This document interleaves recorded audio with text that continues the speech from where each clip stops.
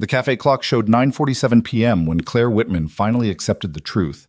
He wasn't coming. The powerful CEO who commanded boardrooms full of executives sat alone by a frost-covered window, watching families pass by in the Christmas Eve snow. She'd waited 3 hours for a man she'd never met, a blind date arranged by her well-meaning assistant.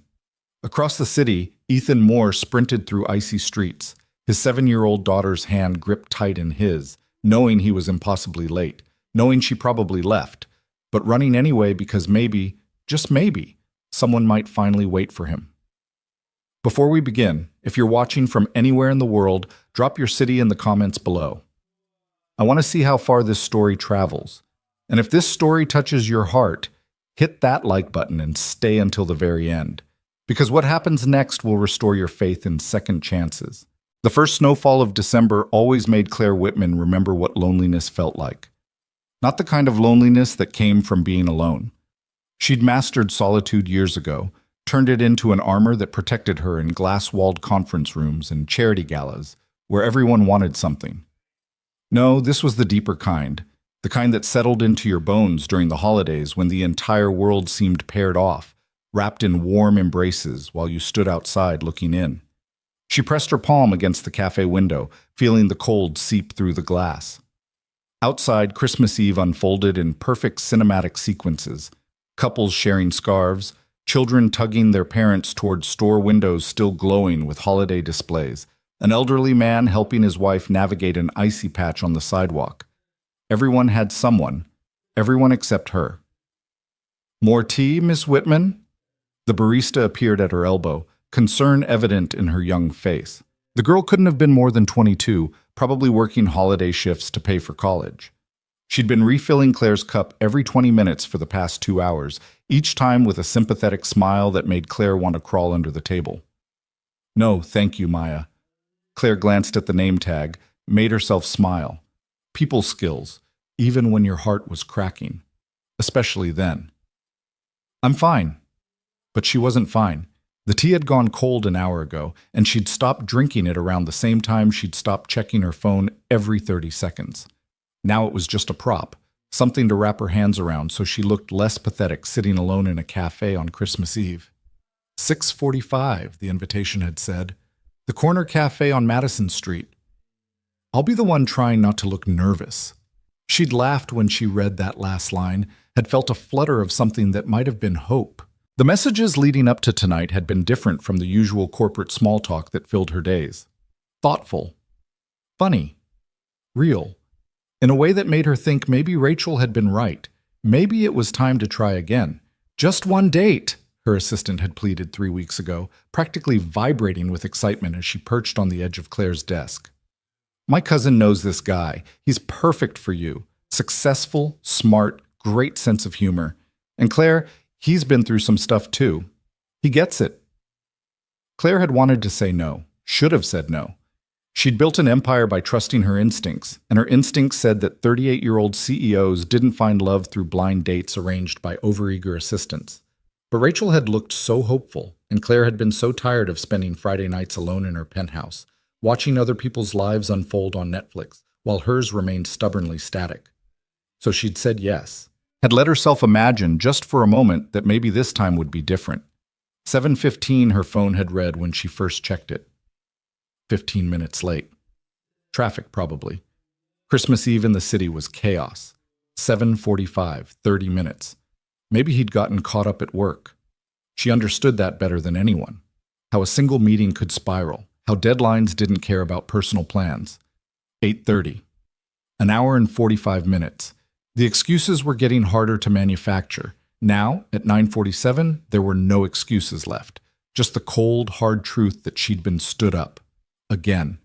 Because apparently even success and power and a corner office with a view of the entire city couldn't make someone worth waiting for. Claire gathered her coat, a charcoal cashmere that had cost more than most people's monthly rent. Armor of a different kind.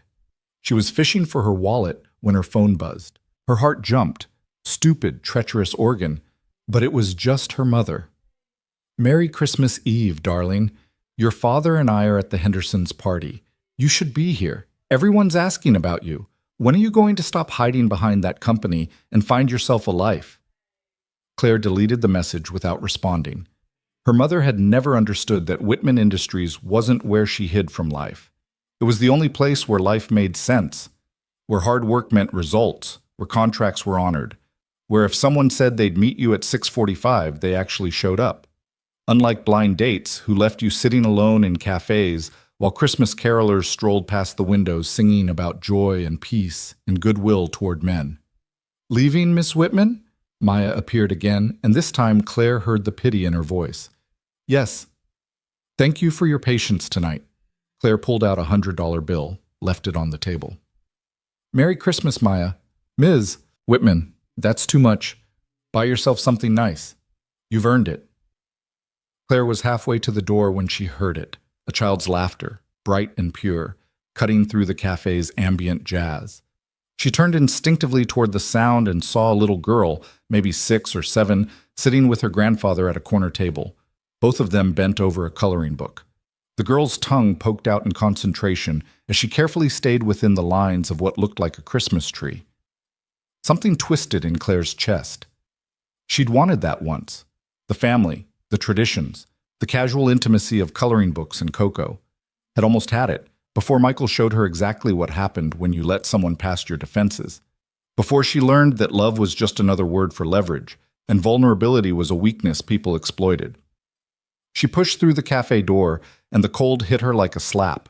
The temperature had dropped at least 10 degrees since she'd arrived, and the earlier gentle snowfall had turned aggressive, thick flakes swirling in the streetlight beams. Her driver would be circling the block. She'd told him 9:30, never imagining she'd wait this long. But Claire couldn't bring herself to call him yet. Instead, she stood on the sidewalk, letting the snow gather in her hair, watching the warm glow of the cafe recede behind her. Through the window, she could see her empty table, the teacup Maya was already clearing away. Evidence of her evening erased in seconds, like she'd never been there at all. A couple brushed past her, wrapped around each other, laughing at some private joke. The woman wore a coat that was more fashion than function, and the man was already shrugging out of his jacket to drape over her shoulders. Such an old gesture, Claire thought. Such a simple one. When was the last time someone had done something like that for her? When was the last time she'd let them? Her phone buzzed again. Rachel this time. How's it going? Is he amazing? Tell me everything. Claire's fingers hovered over the keyboard. She could lie, say something came up at work, preserve her dignity for another day.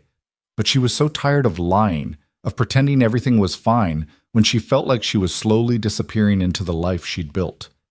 He didn't show, she typed, then deleted it. Tried again. Not a good match, but that felt cowardly. Finally, she settled on, I'm heading home. We'll talk Monday. She was about to call her driver when movement caught her eye. Someone running, actually running, down the snowy sidewalk. In this weather, in this cold, who would... The figure got closer, and Claire could make out more details. A man, tall, dark hair plastered to his forehead, with snow and sweat. No coat despite the temperature. And beside him, struggling to keep up, a small figure in a bright red jacket. A child. They were still half a block away when the man looked up and saw her. Even from that distance, Claire registered his expression, hope and desperation in equal measure. He said something to the child, and they both picked up speed, nearly slipping on an icy patch before regaining their balance. Claire's hand tightened on her phone. This couldn't be. They were close enough now that she could see his face clearly. Late 30s, dark eyes wide with something that looked like panic, clothes that had definitely seen better days. The little girl beside him wore light-up sneakers that flashed with each step, her breath coming in visible puffs. The man skidded to a stop 3 feet from her, so abruptly that the girl crashed into his leg.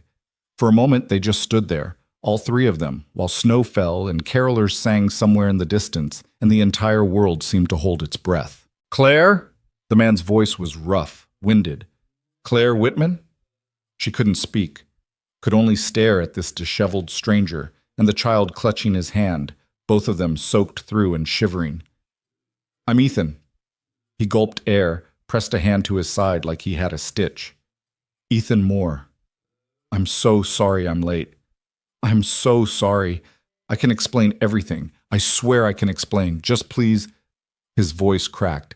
Please don't leave yet. The little girl looked up at her with enormous brown eyes, and Claire felt something fundamental shift in her chest. Hi, the child said, waving one mittened hand. I'm Lily. Are you my daddy's date? On. 3 hours earlier.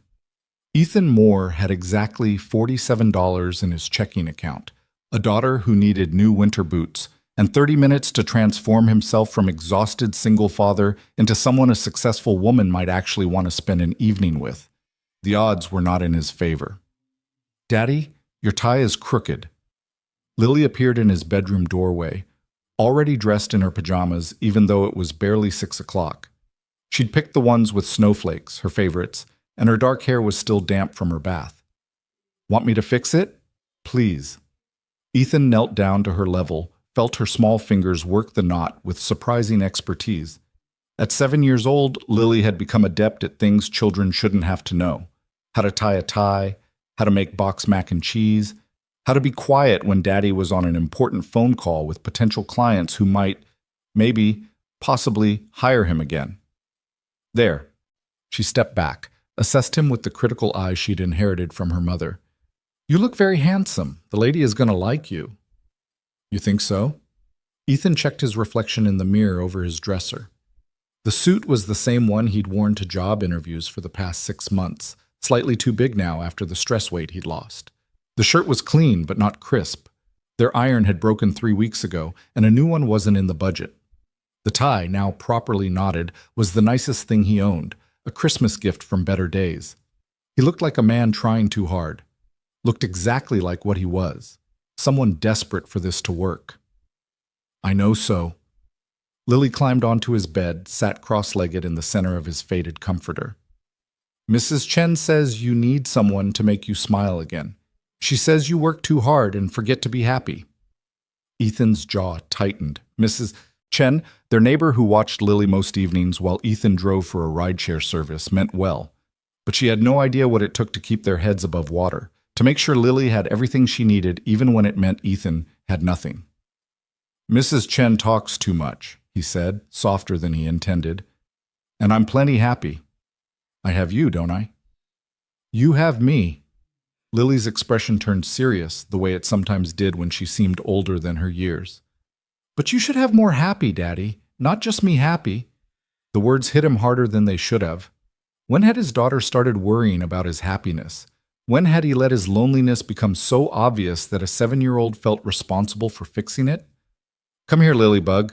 He sat beside her, pulled her into his lap. She was getting so big, would probably tell him soon that she was too old for lap-sitting. But for now, she curled into him, small and warm and trusting. You're all the happy I need. This date tonight, it's just dinner, just conversation. Don't build it up into something bigger than it is, okay? But what if she's nice? What if you really like her? Then I'll see her again. And if not, no big deal. He pressed a kiss to the top of her head, breathed in the strawberry scent of her shampoo. Either way, you're stuck with me. Good. She wrapped her arms around his neck. I like being stuck with you. Ethan's phone alarm chimed. 6:15. Time to get Lily over to Mrs. Chen's apartment and catch the bus across town. He had 45 minutes, plenty of time. The universe owed him at least this, one evening where nothing went wrong. Okay, Bug, grab your backpack. Did you pack your reading homework like I asked? Lily scrambled off the bed, and Ethan took one last look in the mirror, smoothed his hair, checked his teeth, wondered for the 100th time what he was doing. Claire Whitman was a CEO, according to Rachel, ran a huge company, lived in one of those penthouses he'd designed back when he was still an architect, before the firm downsized and his carefully constructed life imploded. What would a woman like that want with a guy like him? Ready! Lily appeared with her backpack, the one with the cartoon cats that was starting to fray at the seams. New backpack, he added mentally to the list of things she needed. Right after boots and before a birthday party he couldn't afford to throw. They were halfway down the hallway when someone knocked on the door.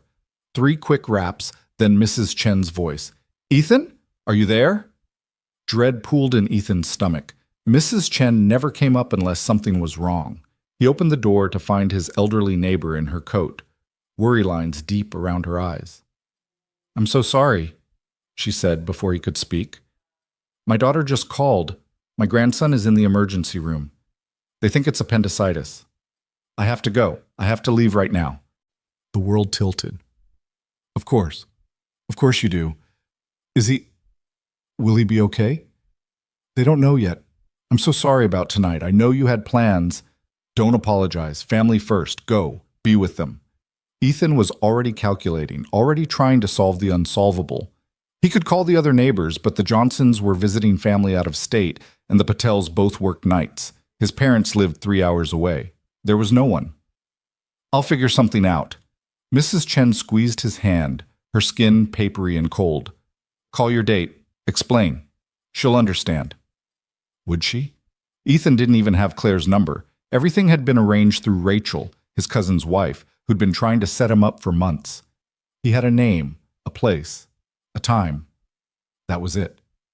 He closed the door, leaned against it, felt the panic start to rise. This was it. This was exactly the kind of thing that happened to him now. The universe dangling something good just close enough to see before yanking it away. He couldn't go, couldn't leave Lily alone. But he also couldn't stand her up, couldn't let another opportunity slip through his fingers because his life was held together with duct tape and prayer. "Daddy?" Lily's voice was small. "What are we going to do?"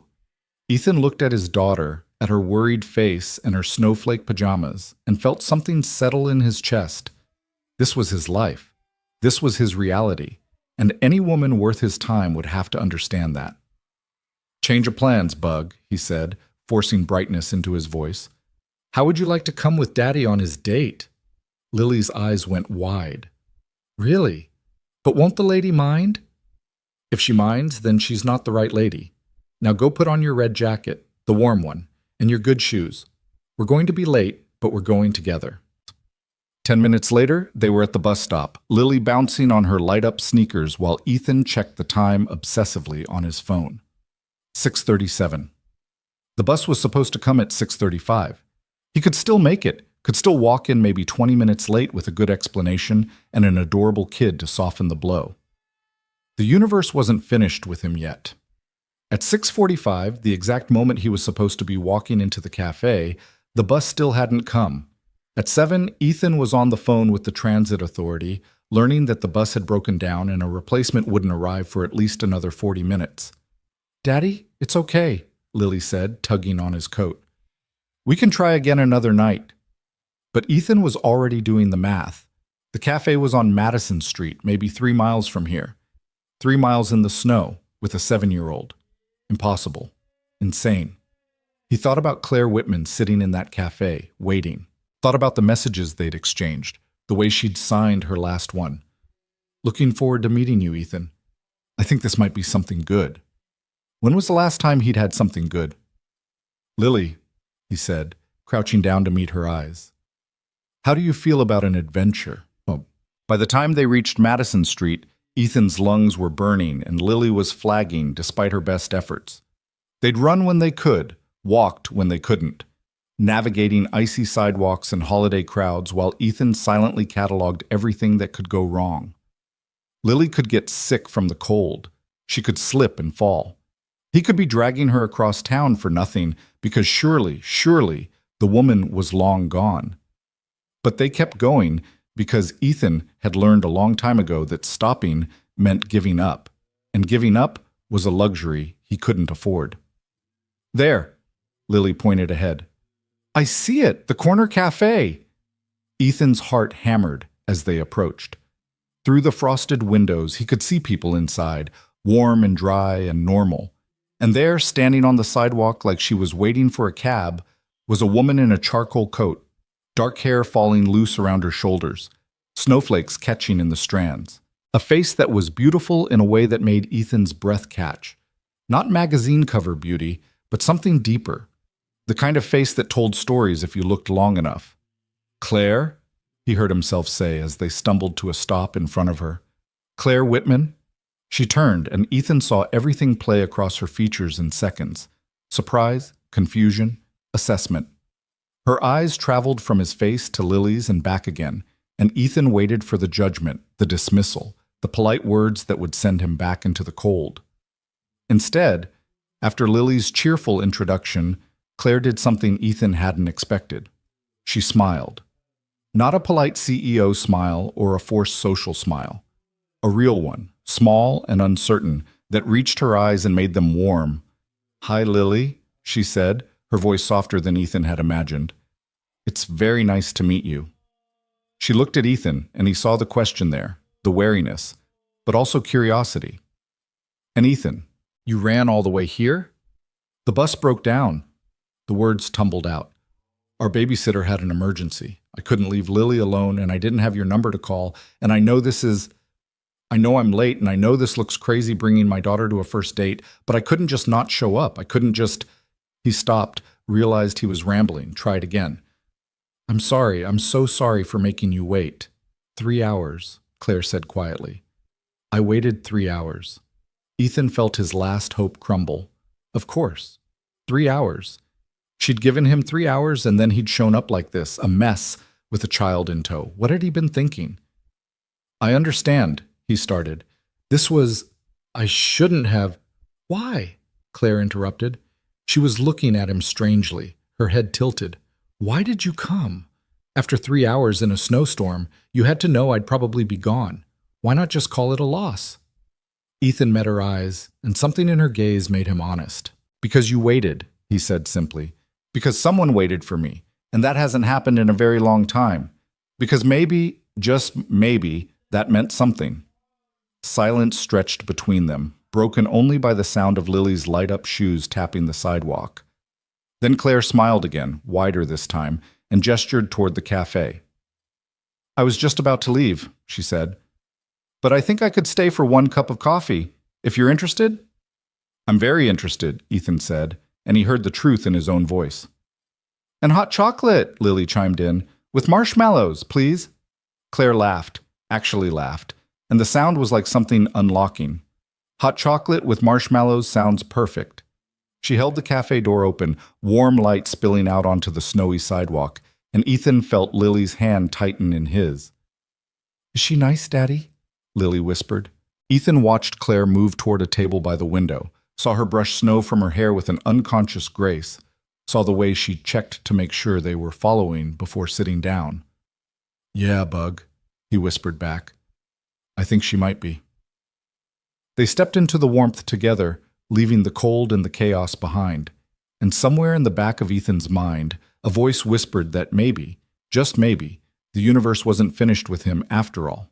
Maybe it was just getting started. The cafe felt different from the inside, warmer than Claire had expected, almost oppressively so after the bitter cold outside. She watched Ethan help Lily out of her bright red jacket, his movements practiced and gentle, the kind that spoke of years doing this same routine.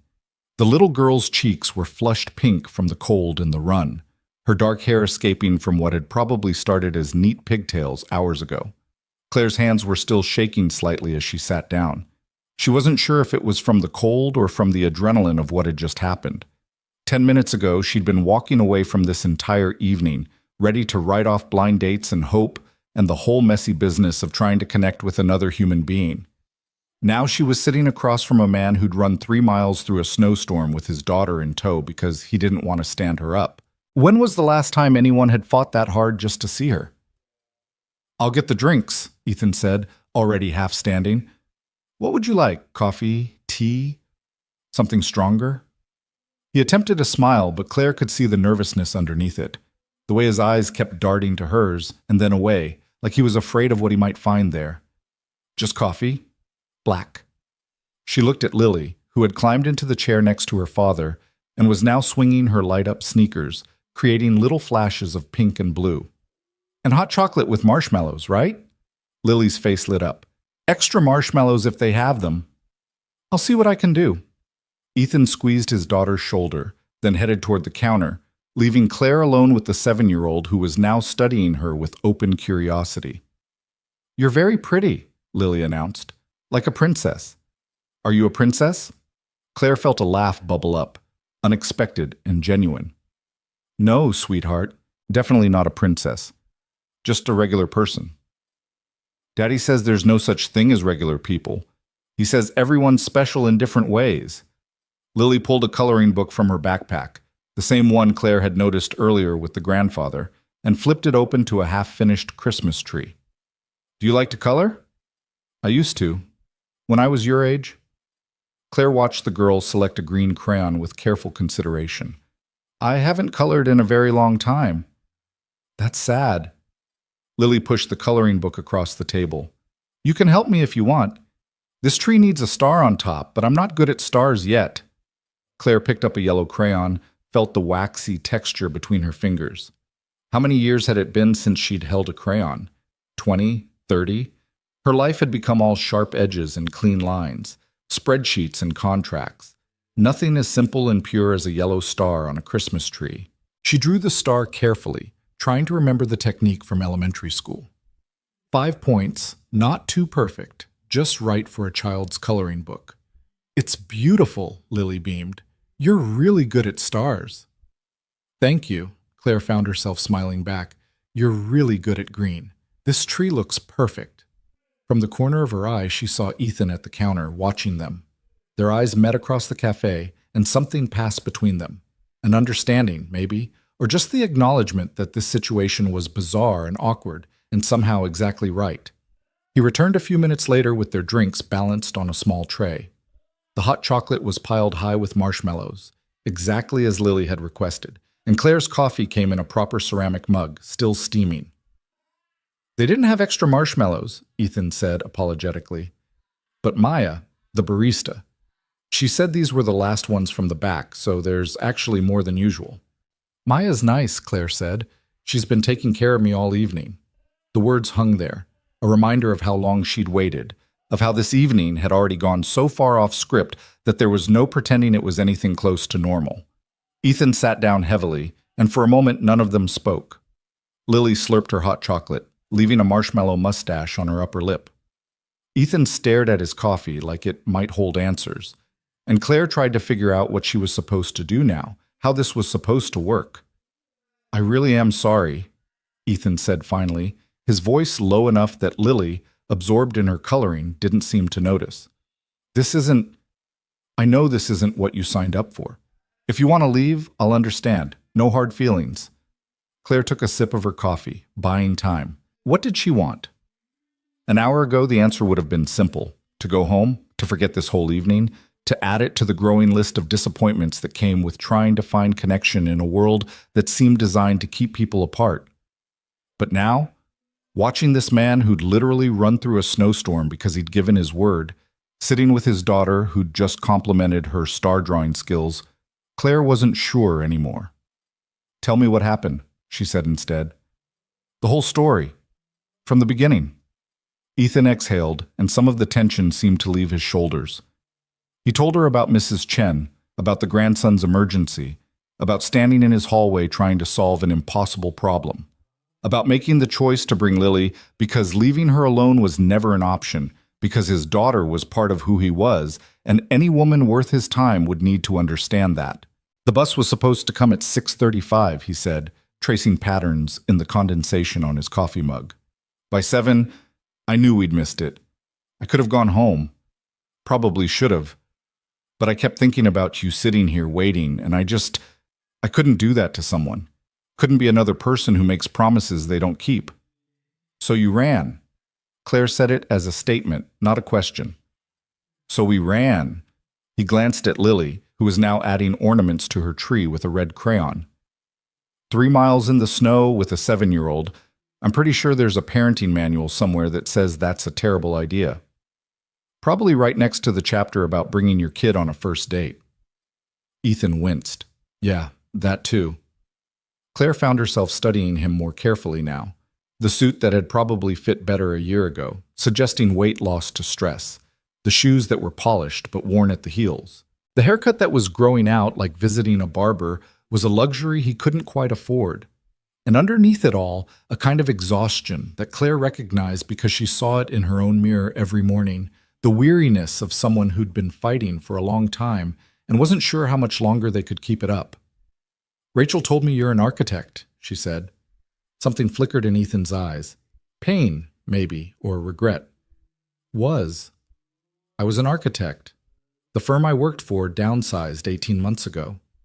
Haven't been able to find anything permanent since. What do you do now? Whatever pays the bills. Rideshare driving mostly. Some freelance drafting work when I can get it. He said it matter-of-factly, but Claire heard the shame underneath. It's not glamorous, but it keeps us fed and housed. That's what matters. Lily looked up from her coloring. Daddy's really good at designing buildings. He showed me pictures once of this huge place with lots of glass and a garden on the roof. He made that. Did he? Claire smiled at the girl's pride, saw Ethan's cheeks redden. It was just one project, and it was a long time ago. The Riverside Complex, Lily insisted. I remember because it sounds like a superhero headquarters. Recognition sparked in Claire's mind. The Riverside Complex. She'd been to a conference there 2 years ago, had been impressed by the way natural light flooded the atrium, by the innovative use of green space in an urban setting. That had been Ethan's work? That building is remarkable, she said quietly. I had a meeting there once. The sustainability features alone were ahead of their time. Ethan's head jerked up. You know it? Know it? I tried to hire the architect for our new headquarters, but by the time we started the project, the firm said you'd moved on. She paused. They didn't mention you'd been let go. They wouldn't. Ethan's jaw tightened. Official story is that I left to pursue other opportunities. Sounds better than admitting they couldn't afford to keep their entire design team. Claire wanted to ask more, about the firm, about why 18 months had passed without him landing something new, about what it felt like to have a career you'd built just vanish overnight. She knew something about that, about how fragile success could be, how quickly everything could change. But Lily was yawning, her head drooping despite the sugar from the hot chocolate, and Claire realized with a start that it was nearly 10:30. This child should have been in bed hours ago. Someone's getting sleepy. Ethan noticed too, concern crossing his face. Lily, Bug, you okay? I'm not tired, Lily mumbled, even as her eyes struggled to stay open. Just resting my eyes. Sure you are. Ethan scooped her up easily, settling her against his shoulder. She curled into him immediately, her small body trusting and relaxed. I should get her home. This was... Thank you. For staying. For giving me a chance to explain. He was already gathering Lily's things, clearly preparing to leave, and Claire felt something twist in her chest. This was it. He'd go back to his life of rideshare driving and freelance work and struggling to make ends meet, and she'd go back to her penthouse and her company and her carefully constructed loneliness, and this bizarre evening would become just another story about what might have been. Wait, she heard herself say. My car is right outside. Let me drive you home. Ethan froze. Claire, that's not necessary. We can take the bus. In this weather? With a sleeping child? She was already pulling out her phone, texting her driver. It's late, it's freezing, and you've both been out in the cold long enough. Please, let me do this. She watched him wrestle with pride and practicality, saw the moment practicality won. Okay, he said softly. Thank you. The drive to Ethan's apartment took 20 minutes, the city streets quiet with late-night Christmas Eve stillness. Lily slept through the entire journey, her head on Ethan's shoulder, her light-up sneakers leaving small wet marks on the leather seat. Claire's driver, James, didn't comment on their unexpected passengers, just drove smoothly through the snow-covered streets while Christmas lights blurred past the windows. Claire found herself acutely aware of Ethan beside her in the back seat, the way he kept one hand protectively on Lily's back, the way he stared out the window like he was memorizing the view. She wondered what he was thinking, whether he was as confused by this evening as she was, whether he felt the same strange pull she did. This is it, Ethan said as they pulled up to a modest apartment building in a neighborhood Claire rarely visited. The kind of place where rent was cheap because nothing else was nearby, where the building's brick facade hadn't seen maintenance in years, where Christmas decorations were sparse because money went to heat and food first. Claire looked at the building, then at Ethan, and felt the distance between their lives like a physical thing. This was his world, cramped apartments and broken buses and making $47 stretch until payday. Her world was penthouses and private drivers and never having to think twice about ordering extra marshmallows. How was this supposed to work? Thank you, Ethan said again. For everything. For waiting, for listening, for the ride. You didn't have to do any of it. I know? Claire surprised herself with her honesty. I wanted to. He shifted Lily in his arms, preparing to get out, and Claire knew this was the moment. The moment where she could let him walk away, could chalk this up to an interesting evening and nothing more, could go back to the safe, predictable loneliness she'd mastered, or she could choose differently. Ethan. His name felt strange on her tongue, intimate somehow. Can I ask you something? He paused, one hand on the door handle. Of course.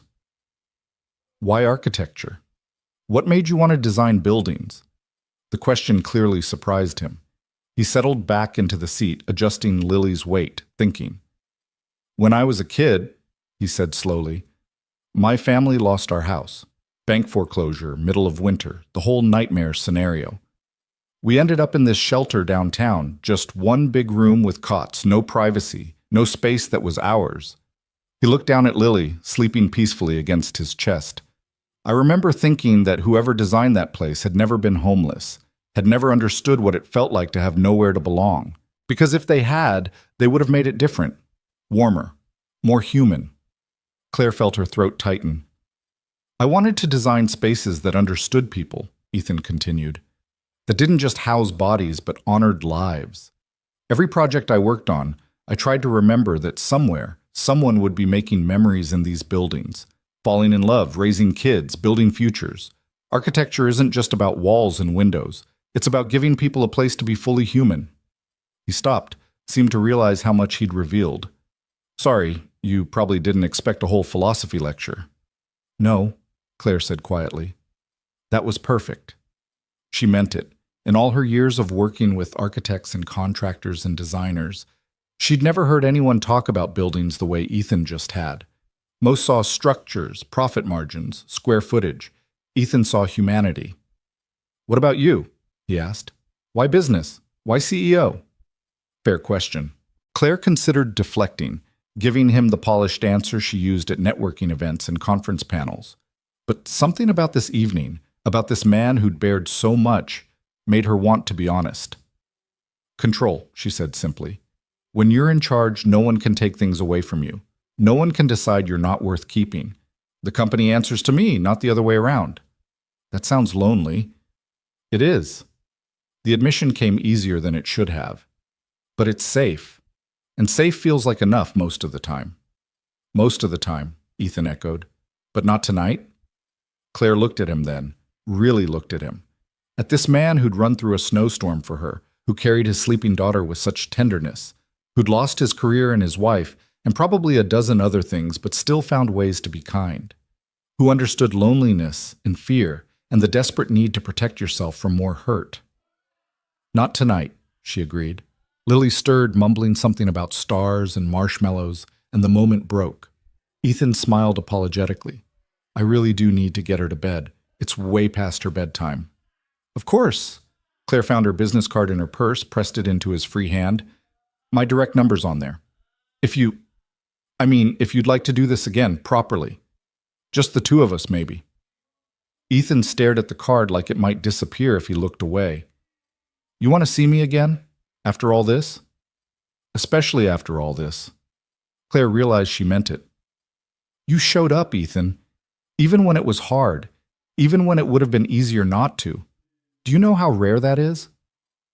I showed up 3 hours late with a kid in tow. Most women would have...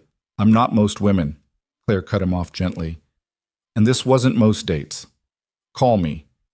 When you have childcare, when you have time, I'll wait. The words echoed between them, carrying more weight than they should. I'll wait. After tonight, they both knew what that promise meant. Ethan climbed out of the car, Lily secure in his arms, and turned back for one last look. I had a really terrible plan for tonight, he said, and Claire could see him smiling even in the dim streetlight. But I think it might have been the best terrible plan I've ever had. Mine too, Claire said, and she was smiling too, wide and genuine, and feeling things she hadn't felt in years. She watched him carry Lily into the building, watched until they disappeared through the security door and the lights came on in what must have been their apartment. Third floor, corner unit, one window already decorated with paper snowflakes that had to be Lily's work. "Home, Ms. Whitman?" James asked from the front seat. Claire thought about her penthouse, about the perfectly decorated Christmas tree she'd paid someone else to put up, about the silence that would greet her when she walked through the door. "Home," she confirmed, but for the first time in years the word felt hollow. The drive back across town gave Claire too much time to think. About Ethan's worn shoes and his daughter's light-up sneakers. About the way he'd talked about architecture like it was a calling, not just a career. About the distance between their worlds, and whether it was something that could be bridged or just a gap too wide to cross. Her phone buzzed. Rachel, probably, wanting details. But when Claire looked at the screen, it was a text from a number she didn't recognize. "We made it inside. Lily wanted me to tell you that you're really good at drawing stars, and she hopes you'll color with her again sometime. Also, I wanted to say thank you, not just for tonight, but for seeing me. The real me, with all the complications. That meant more than you know." Ethan. Claire read the message 3 times, felt something warm unfurl in her chest. He'd kept her business card, had already programmed her number into his phone, was already making plans, however tentative, for next time. She typed out a response. "Tell Lily I'd love to color with her again. And Ethan, you don't have to thank me for seeing you. You made it pretty hard to miss." She added her name at the end, then deleted it. Too formal. Added a simple C instead, then sent it before she could overthink it further. His response came quickly. "Is it too soon to call?" Claire's heart jumped. It was nearly 11 on Christmas Eve. She should say yes, should maintain some semblance of normal dating protocol, should not encourage the kind of intensity that came from late-night phone calls after chaotic first dates. "Call me," she typed back. Her phone rang 30 seconds later. "Hi." Ethan's voice was soft, careful not to wake Lily, Claire assumed. "Is this weird?" "This feels weird." "Completely weird," Claire agreed, settling back into the leather seat as James navigated the quiet streets. "We're terrible at this." "The worst." She could hear the smile in his voice. "Lily's finally in bed. I promised her we'd make pancakes in the morning to make up for keeping her out so late." "Does she know what tomorrow is?" "Christmas?" Ethan laughed quietly. "Oh, she knows. She's been counting down since October. I just hope Santa's budget was a little better than mine this year." The casual comment hit Claire harder than it should have. She thought about her own Christmas morning, the expensive gifts her assistant had purchased and wrapped on her behalf, the charity donation she made to feel less guilty about having so much. When was the last time she'd worried about a budget for anything? "What are you doing tomorrow?" The question slipped out before she could stop it. "For Christmas?" "The usual. Pancakes, presents, probably a movie marathon while I pretend to understand whatever cartoon Lily's obsessed with this week. Nothing fancy." He paused. "What about you?" Claire thought about the truth, that she had no plans, that she'd probably work through the holiday like she did most years. That Christmas Day felt like just another reminder of everything she didn't have. "Nothing fancy either," she said instead. "You should come over." The words hung between them, impulsive and impossible. Claire's breath caught. "Ethan, I know, it's crazy. We just met. You probably have family, plans, a whole life I don't know anything about." He was talking fast now, the way people do when they're trying to outrun their own doubts. "But Lily would love it, and honestly, I can't stop thinking about how you waited for me tonight. 3 hours, Claire. When was the last time someone gave me 3 hours of their life just on the chance I might show up?" Never, Claire thought. The answer for both of them was probably never. "I have a very important business meeting tomorrow," she said slowly. "Right. Of course. I shouldn't have, with a 7-year-old consultant regarding the optimal pancake-to-syrup ratio. What time should I arrive?" Silence. Then Ethan laughed, and it was the most genuine sound Claire had heard in months. 9 too early? 9 is perfect." They talked for another 20 minutes, about nothing and everything. About Lily's favorite movies and Claire's least favorite board meetings. About the Riverside complex and the buildings Ethan still dreamed of designing. About the way snow looked falling past streetlights, and whether hot chocolate was better with marshmallows or whipped cream. When they finally hung up, Claire was pulling up to her building, and she realized she was smiling. Actually smiling, the kind that made her cheeks hurt, the kind she couldn't remember the last time she'd felt. "Good evening, Ms. Whitman," James asked as he opened her door, and there was something knowing in his expression. "Very good evening, James. Thank you." Her penthouse was exactly as she'd left it. Immaculate, expensive, empty. But somehow it felt different tonight. Less like a sanctuary and more like a holding pattern, a place she'd been waiting in until her real life could begin. Claire stood at her floor-to-ceiling windows, looking out at the city sprawled below. Somewhere out there, Ethan was tucking Lily into bed, probably reading her a story or singing her a song. Somewhere out there was a worn apartment in a modest building where a single father was doing his best with what he had, and somehow making it enough. And tomorrow, Claire would step into that world, would eat pancakes and watch cartoons and probably color more Christmas trees, would let herself be part of something messy and real and absolutely terrifying. Her phone buzzed one last time. Another text from Ethan. "Lily says to tell you she's making you a special Christmas picture for tomorrow. I told her not to get her hopes up in case you changed your mind. She told me you won't. She's pretty sure you're a good person who keeps promises. She might be smarter than both of us." Claire looked at her reflection in the dark window, saw the woman she'd become, successful, powerful, alone, and the woman she might still be, open, hopeful, willing to take a chance. "She is definitely smarter than both of us," Claire typed back. "Tell her I can't wait to see her picture. And Ethan? I don't break promises either. She meant it." For the first time in years, standing in her empty penthouse on Christmas Eve, Claire meant every word. Claire woke at 6:30 on Christmas morning, which was ridiculous because she'd set her alarm for 8, but her body had apparently decided that today was too important for sleeping in, and her mind was already racing through everything that could go wrong with showing up at a near stranger's apartment for pancakes and cartoons. She stood in her walk-in closet for 20 minutes, pulling out outfits and discarding them. Too formal, too casual, too much like she was trying too hard. Finally, she settled on dark jeans, designer but not obviously so, and a soft cream sweater that felt appropriate for Christmas morning without screaming that it cost more than most people's monthly grocery budget. The presents were harder. Claire stared at the wrapped gifts her assistant had ordered, expensive and impersonal, nothing that would work for a 7-year-old she'd just met or a man who'd run through a snowstorm in worn shoes. She couldn't show up empty-handed on Christmas, but she also couldn't show up with gifts that would highlight the financial chasm between them. At 7:15, she was in her car, directing James to the 24-hour drugstore on 5th. At 7:45, she was back in her penthouse with a shopping bag full of supplies, wrapping paper spread across her dining room table, moving with the kind of focused intensity she usually reserved for corporate negotiations. By 8:30, she had something that felt right. Not perfect, but honest.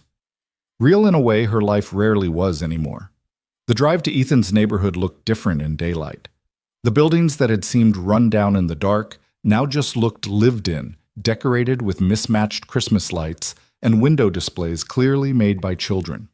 A few kids were already outside, testing new bikes and sleds in the fresh snow, their laughter carrying through the cold air. Claire clutched her shopping bag tighter as James pulled up to Ethan's building. "What time should I return, Ms. Whitman?" It was a fair question, a normal question, but Claire found herself hesitating because she didn't know the answer, didn't know if this would be an awkward hour of forced conversation or something more. "I'll text you," she said finally. "Thank you, James. And Merry Christmas." "Merry Christmas, Ms. Whitman." There was warmth in his voice, the kind that came from watching someone take a chance. "Enjoy your pancakes." The building's security door was propped open with a brick, and Claire could hear music playing from one of the ground floor apartments. Something cheerful and off-key, probably a family opening presents. She climbed to the 3rd floor, her heels clicking against worn linoleum, and found herself standing outside apartment 3C, staring at the paper snowflakes visible through the window. This was insane. She was a CEO showing up at a struggling single father's apartment on Christmas morning after one chaotic date. What was she doing? Before she could spiral further, the door flew open and Lily appeared, already dressed in what looked like new pajamas, red flannel covered in snowmen. You came! The girl launched herself at Claire's legs, wrapping her arms around Claire's knees with unrestrained joy. Daddy said you would, but I was still a little worried because sometimes grown-ups say things they don't mean. But you're here, and it's Christmas, and do you want to see my new pajamas? Santa brought them, and they have pockets. Lily, let her breathe. Ethan appeared behind his daughter, looking simultaneously relieved and terrified. He was wearing jeans and a faded college sweatshirt, his hair still damp from a shower, his feet bare. He looked real and rumpled and nothing like the men Claire usually spent time with. Sorry, someone's been up since 5:30 waiting for you. Not waiting, Lily insisted. Opening presents, but also maybe a little bit waiting. Claire found herself laughing as she followed them inside. The apartment was tiny, everything visible from the entrance in one sweep. A living room that doubled as a dining room, a kitchen barely big enough for one person, 2 doorways that probably led to bedrooms and a bathroom. But it was warm and clean, and every surface held evidence of Lily's presence. Crayon drawings taped to walls, a fortress of couch cushions in the corner, toys organized in plastic bins that had seen better days. A small Christmas tree stood by the window, decorated with homemade ornaments and those paper snowflakes Claire had seen from outside. Presents were already scattered around it, wrapping paper torn and discarded. A few new toys already being played with based on the doll now sitting in Lily's cushion fort. We already opened our presents, Lily explained, taking Claire's hand and pulling her toward the tree. But Daddy said we had to wait for you before pancakes because that's good manners. Are you hungry? I'm very hungry. I've been hungry since 5:30. Lily, I'm very hungry too, Claire said, squeezing the girl's hand. And these pajamas are fantastic. Pockets are very important. That's what I said. Lily spun around, making the pajamas flare out. Daddy doesn't understand about pockets. Ethan caught Claire's eye over Lily's head, and she saw the question there, the uncertainty. Are you okay? Is this too weird? Do you want to run? Claire smiled and shook her head slightly. I'm okay. This is perfect. I'm not running. Something in his expression softened, relief mixing with something warmer that made Claire's pulse quicken. Pancakes it is, he said. Lily, why don't you show Claire your new coloring book while I start breakfast? Okay. Lily grabbed Claire's hand again, dragging her toward the couch. It has unicorns and castles and everything. It's the best coloring book ever. As Lily spread the coloring book across the coffee table, scratched but sturdy, probably second-hand, Claire heard Ethan moving around the kitchen, the sound of cabinet doors opening, pans clanging. She snuck a glance and saw him pulling ingredients from a cabinet that was carefully organized, everything in its place, making the most of limited space. This is the princess page, Lily was saying, pointing to an elaborate illustration.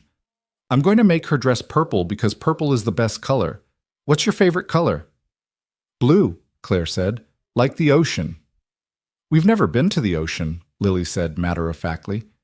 Daddy says maybe someday when we have extra money. Do you go to the ocean a lot? The question was innocent, without guile, but it highlighted everything Claire was trying not to think about. The distance between their lives, the casual privileges she took for granted that were distant dreams for this family. I used to, Claire said carefully, but I haven't been in a long time. I've been too busy with work. Daddy's always busy too. He works a lot. Lily selected a purple crayon and began coloring with careful precision. But he says it's okay because he's working for our future. What's your work?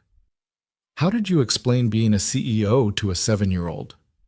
I run a company. We make things that help other businesses work better. Like tools? Sort of like tools, yes. That's cool. Lily paused, looking up at Claire with those enormous brown eyes. Are you going to be Daddy's girlfriend? Claire nearly choked on air. From the kitchen, she heard Ethan drop something. Lily. His voice was strangled. You can't just ask people that. Why not? Mrs. Chen says Daddy needs a girlfriend. She says he's too lonely and works too much and needs someone to make him smile more. Lily turned back to Claire, completely unbothered by her father's mortification. You make him smile. I saw him smiling at his phone last night after you texted. He never smiles at his phone. Claire felt her cheeks heat. She glanced toward the kitchen and saw Ethan standing frozen by the stove, his face bright red, looking like he wanted the floor to swallow him whole. I like making your daddy smile, Claire said carefully, honestly. But we just met, sweetheart. These things take time. Okay.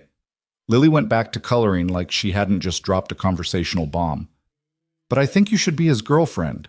You're nice, and you're good at stars, and you kept your promise about coming today. Those are all very important things. From the mouths of babes, Claire thought, and found herself fighting a smile. Ethan appeared a moment later with a glass of orange juice, setting it on the coffee table in front of Claire with shaking hands. I'm so sorry, he muttered. She has no filter. It's fine, Claire assured him, and meant it. She's honest. I appreciate honest. Still, there should be some kind of statute of limitations on embarrassing questions before 9 a.m. on Christmas. He ruffled Lily's hair affectionately despite his embarrassment. Pancakes will be ready in about 10 minutes. I hope you like them plain because that's all I know how to make. Plain is perfect. He disappeared back into the kitchen, and Claire found herself relaxing into the worn couch cushions, listening to Lily's running commentary on her coloring choices while pancake batter sizzled in the background and snow fell past the window, and everything felt startlingly, dangerously normal. This was what she'd been missing, Claire realized. Not the money or the success or the corner office with the view. This, the casual intimacy of breakfast being made in the next room, a child's warm presence beside her, the feeling of being part of something instead of just observing from outside. When had she last felt like she belonged somewhere? Breakfast, Ethan called, and Lily scrambled up immediately, pulling Claire with her toward the small table that was already set with mismatched plates and forks. The pancakes were slightly burned on one side and probably came from a box mix, but they were warm and sweet and served with genuine care. Ethan had even found strawberries somewhere, sliced thin and arranged on top, and there was syrup in a plastic squeeze bottle that Lily attacked with enthusiasm. This is delicious, Claire said, and watched Ethan's shoulders relax slightly. It's just pancakes. It's Christmas pancakes with people I like. That makes them special. Lily beamed. Ethan looked like he might cry.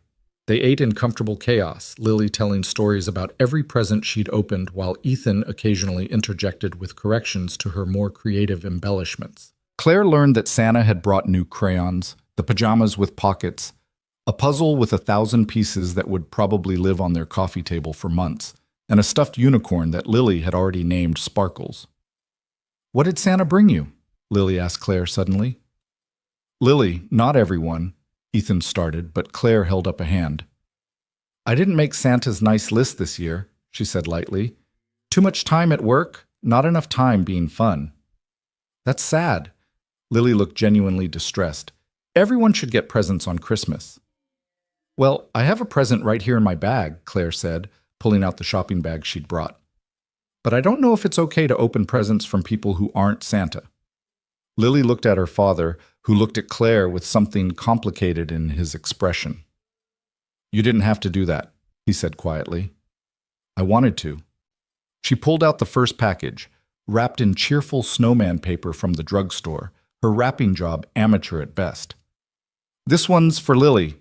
The girl tore into it with the enthusiasm of someone who'd already opened a dozen presents that morning, and her squeal of delight when she saw what was inside made Claire's heart squeeze. A star maker!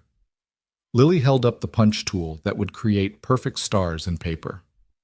For my coloring, now I can make stars as good as yours. I thought you could teach me how to use it, Claire said. I've never had one before. Really, I can teach you lots of things. Lily was already examining the tool, turning it over in her hands. Thank you, thank you, thank you. She launched herself at Claire again, this hug even tighter than the first, and Claire found herself holding on just as fiercely, breathing in the strawberry shampoo scent of Lily's hair and feeling something break open in her chest. There's one more, she said when Lily finally released her, pulling out the second package. This one she handed to Ethan, who took it like it might explode. Claire, really, you didn't... Just open it. He unwrapped it carefully, preserving the paper in a way that spoke of someone who'd learned not to waste anything. Inside was a leather-bound sketchbook, the kind architects used, with thick cream pages perfect for drafting. Nothing fancy, nothing that screamed money, just a good tool for someone who'd lost his career but not his dreams. Ethan stared at it for a long moment, running his fingers over the leather cover. "I thought maybe you could use it for your freelance work," Claire said into the silence. "Or just for sketching, whatever buildings you're dreaming up these days." When he looked up, his eyes were bright with something that might have been tears. His voice cracked. "This is the most thoughtful gift I've gotten in years." "It's just a sketchbook." "No." He shook his head, still staring at it like it was precious. "It's you seeing me, really seeing me, not the guy driving for rideshare apps or the single dad barely keeping it together. The architect, the person I used to be. Maybe still am, somewhere under all the survival."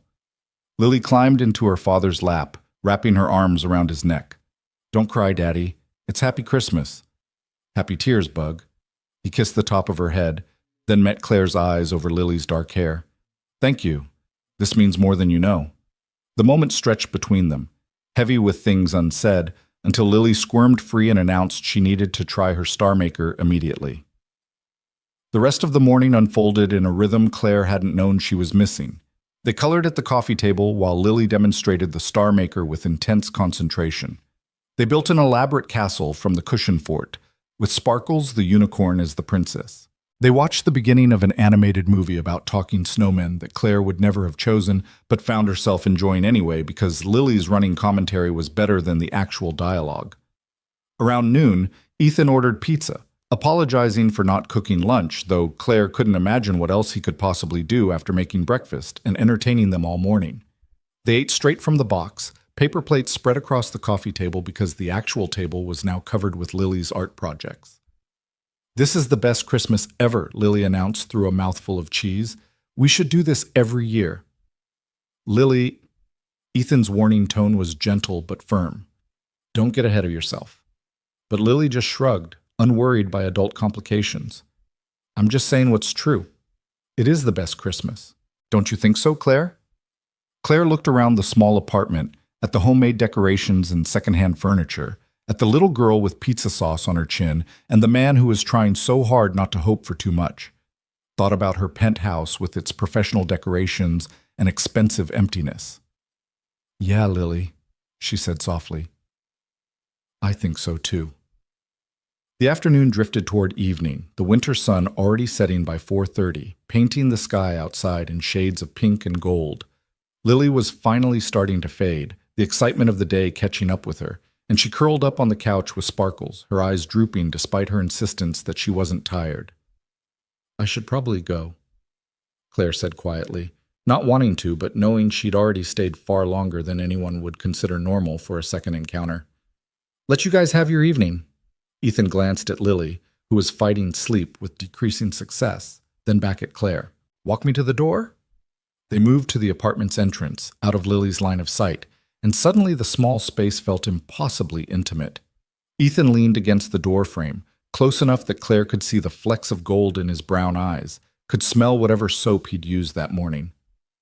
"Thank you," he said, "for coming, for the gifts, for making this—" He gestured helplessly back toward the living room, "for making this the kind of Christmas I thought we'd stopped having. Thank you for inviting me." Claire found herself stepping closer, drawn by something she didn't want to name yet. "For letting me be part of it." "Claire," her name was barely a whisper, "I need you to know something. I can't offer you much. I live in a tiny apartment in a neighborhood you'd never visit otherwise. I work jobs that barely pay the bills. I have a 7-year-old daughter who apparently has very strong opinions about my dating life." A smile flickered across his face, then faded. "I can't take you to fancy restaurants or buy you expensive gifts. I can't even promise I won't have to cancel plans because childcare falls through. This is my life. Complicated and messy, and nothing like what someone like you probably deserves." Claire felt her heart hammering. She knew what was coming, could feel him preparing to push her away for her own good, to make the choice he thought she should make. "Are you trying to talk me out of this?" she asked. "Whatever this is?" "I'm trying to be honest. You waited 3 hours for me last night, and I showed up late with a kid. You spent Christmas with us today, and it was perfect. But perfect doesn't pay bills. Reality is going to set in eventually, and when it does—" He stopped, swallowed hard. "When it does, I don't want you to feel trapped. Don't want you to stay out of pity or obligation. Ethan. Claire reached up, cupped his face in her hands, felt his sharp intake of breath. I'm not here out of pity. I'm here because last night you ran 3 miles through a snowstorm for me. Because this morning you made me pancakes and let your daughter pepper me with impossible questions. Because when you talk about architecture, your whole face lights up like you're describing magic. I'm here because when I'm with you, I remember what it feels like to be human instead of just successful. But I have everything, Claire continued, the words spilling out faster now. Money, power, success, all of it. And I would trade every bit of it for one more day like today, for pancakes with people who actually care if I show up. For a 7-year-old who thinks I'm good at drawing stars. For you, looking at me like I'm someone worth running for. Ethan's hands came up to cover hers, his skin warm against her knuckles. You are. You're worth running for. You're worth... His voice broke. I don't even have words for what you're worth. Then show me, Claire whispered, and she wasn't sure who moved first, but suddenly they were kissing. It wasn't smooth or practiced. Ethan's lips were slightly chapped from the cold, and Claire forgot to breathe for a second too long. But it was real and warm and tasted like possibility, like taking a leap and trusting someone to catch you. When they finally broke apart, both breathing hard, Ethan rested his forehead against hers. I'm terrified, he admitted, of screwing this up, of not being enough. Me too, Claire said. I'm terrified you'll realize I don't actually know how to be in a relationship, that work is easier than feelings, that I'm better at running companies than I am at being part of someone's life. Then we'll be terrified together. He kissed her again, softer this time. And we'll figure it out as we go. A sleepy voice interrupted them. Daddy? Is Claire still here? They broke apart, both smiling, and found Lily standing in the living room doorway, rubbing her eyes, sparkles dangling from one hand. I'm still here, sweetheart, Claire called. Good, Lily yawned. I dreamed you left and it was sad. Are you coming back tomorrow? Claire looked at Ethan, saw her own hope reflected in his eyes. I have to work tomorrow, she said. But maybe I could come back for dinner, if that's okay with your dad. Very okay, Ethan confirmed. Extremely okay. Then yes, I'll come back tomorrow. Lily's smile was bright enough to light the whole apartment. See, Daddy? I told you she keeps promises.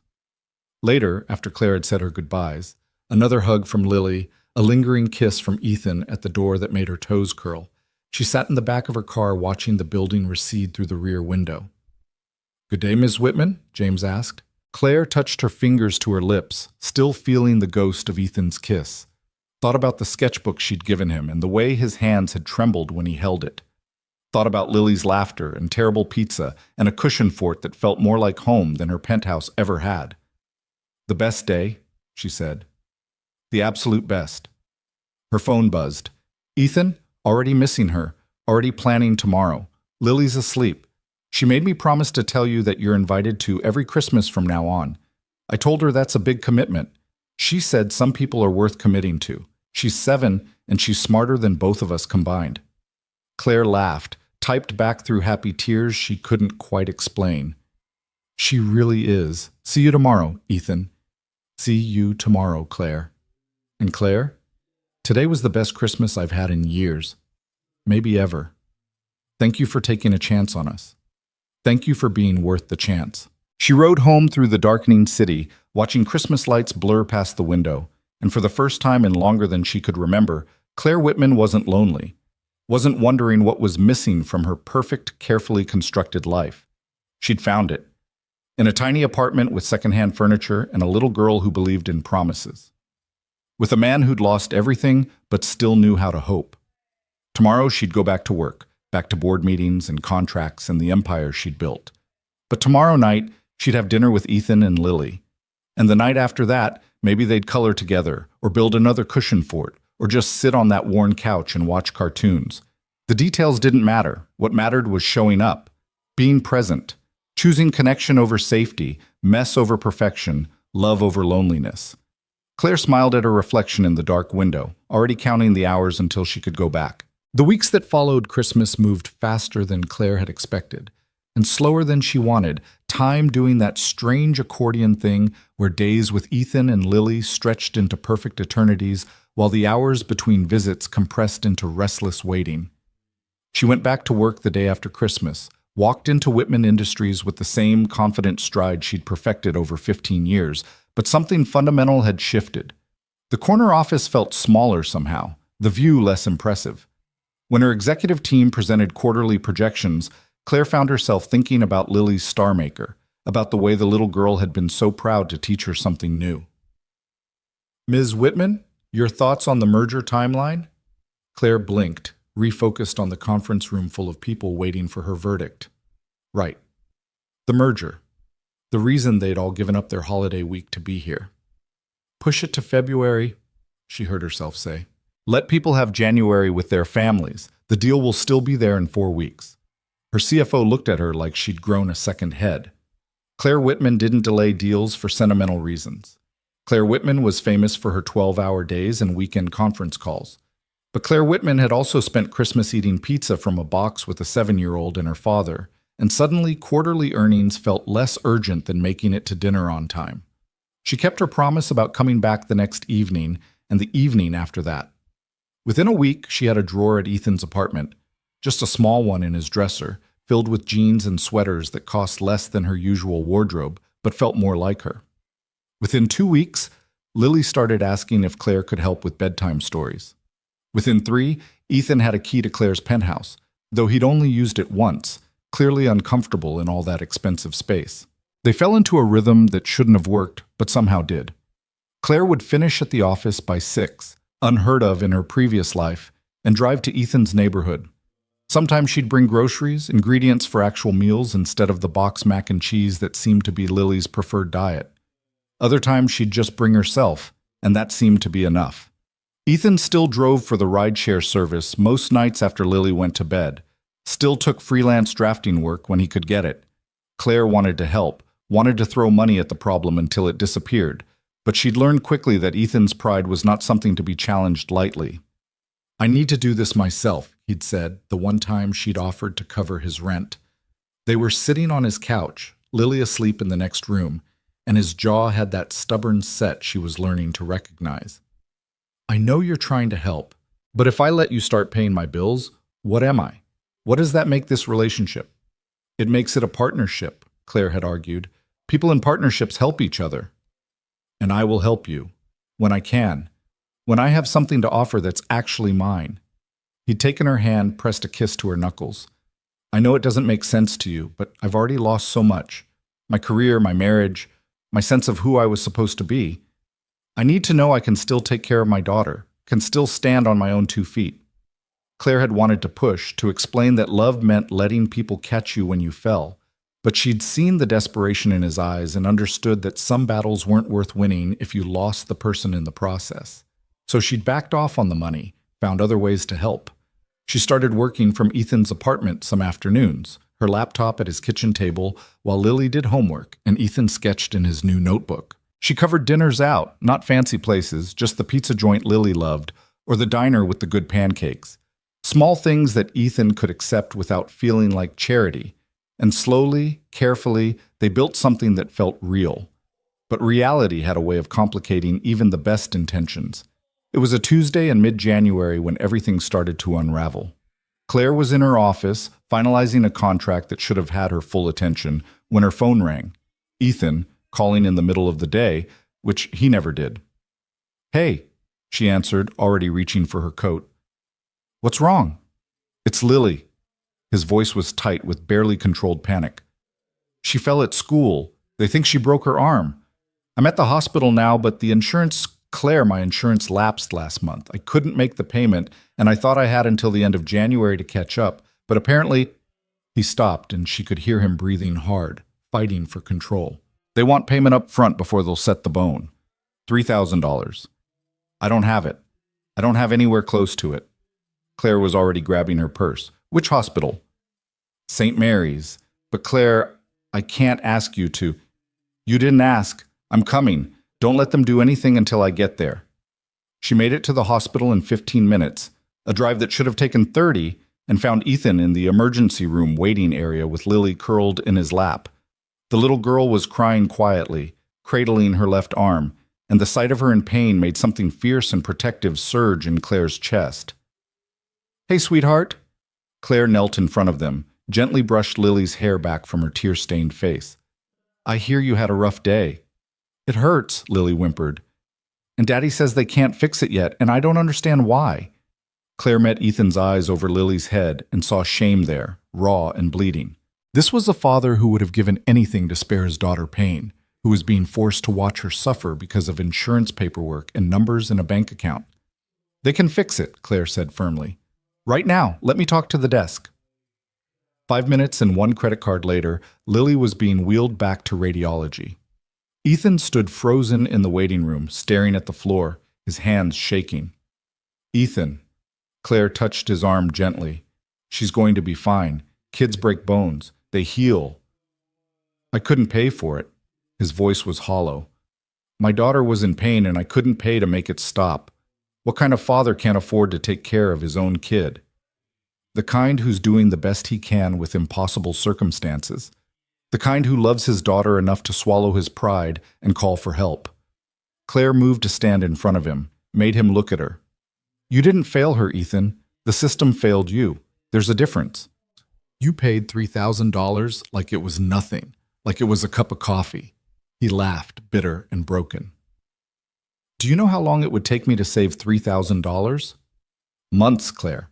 Months of driving every night, of taking every freelance job I can find, of choosing between new shoes for Lily and fixing the bathroom sink, and you just handed over your credit card and solved it in 5 minutes. So let me help, really help, not just emergencies. Let me—" "No." The word was sharp, final. "I can't. Don't you see? If I let you start paying for everything, what am I to you? What am I to Lily? Just another expense? Another charity case you're managing? You know that's not what this is." "Do I?" He ran his hands through his hair, looking lost.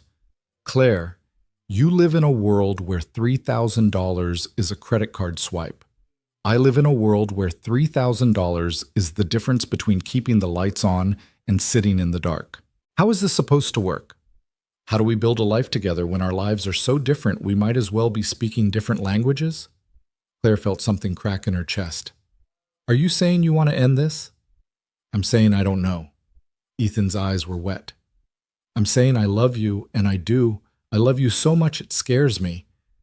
But I don't know how to be the man you need when I can barely be the father Lily needs."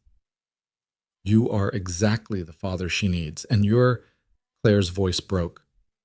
"You're exactly the man I need, exactly as you are. I don't want someone who can match my bank account. I want someone who runs through snowstorms for me, who makes his daughter pancakes and reads her bedtime stories and sketches beautiful buildings in the notebook I gave him. I want you, Ethan, just you." Before he could respond, a nurse appeared. "Mr. Moore, your daughter's asking for you. We've set the bone and she's going to be just fine, but she'd like her dad."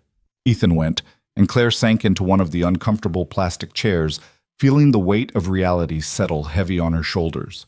She'd been so caught up in the fairy tale of it all, the unlikely meeting, the instant connection, the way Lily had fit so perfectly into the empty spaces of her life, that she'd ignored the fundamental truth underneath. Love wasn't always enough. Sometimes the distance between two worlds was too far to bridge, no matter how hard you wanted to make it work. An hour later, Lily emerged with a bright pink cast on her left arm, already chattering about how she wanted everyone to sign it. The pain medication had clearly kicked in, giving her back the cheerful energy that had been absent in the waiting room. "Claire, look!" She held up her arm proudly. "The doctor said pink was a good choice because it's a happy color, and happy colors help bones heal faster. Do you want to be the first person to sign it?" "I would be honored." Claire accepted the marker the nurse offered, carefully wrote her name along Lily's forearm in her neatest handwriting. "Now, Daddy." Lily turned to Ethan, who signed right below Claire's name, his signature shaky. In the car ride back to the apartment, Claire had insisted on driving them, and Ethan hadn't argued.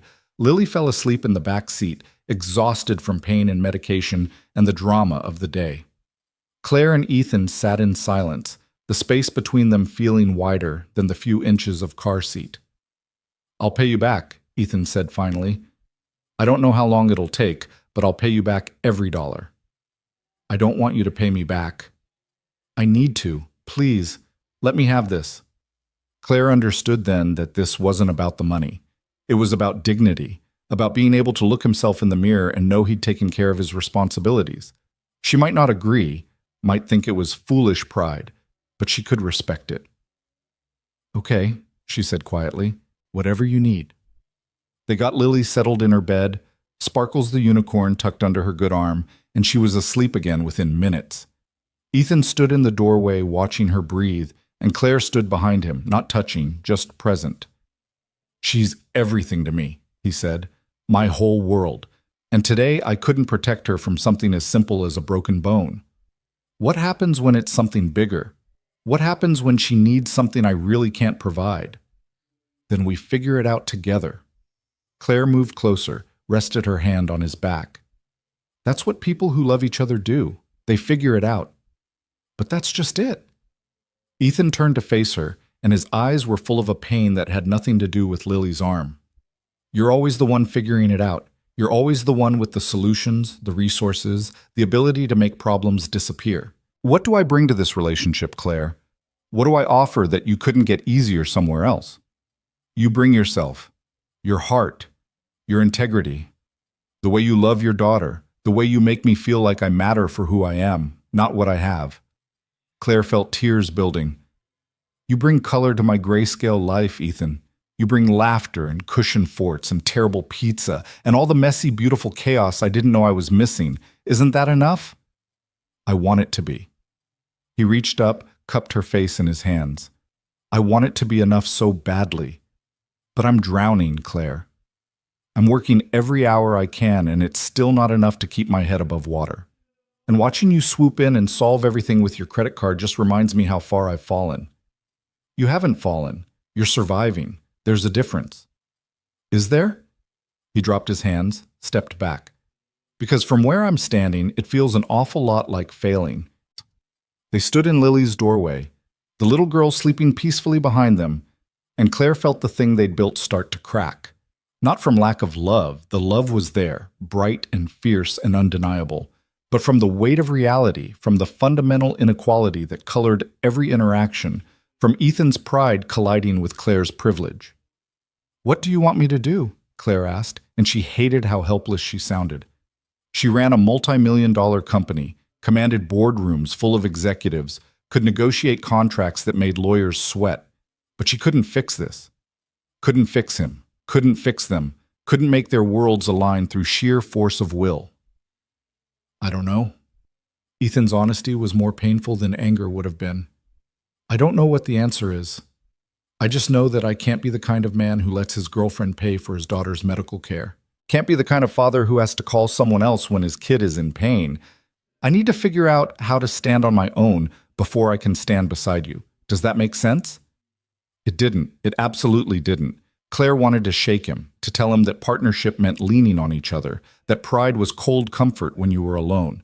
But she also understood, in a way that broke her heart, that sometimes people needed to find their own way back to themselves before they could fully give themselves to someone else. So what does that mean for us? She forced the question out past the lump in her throat.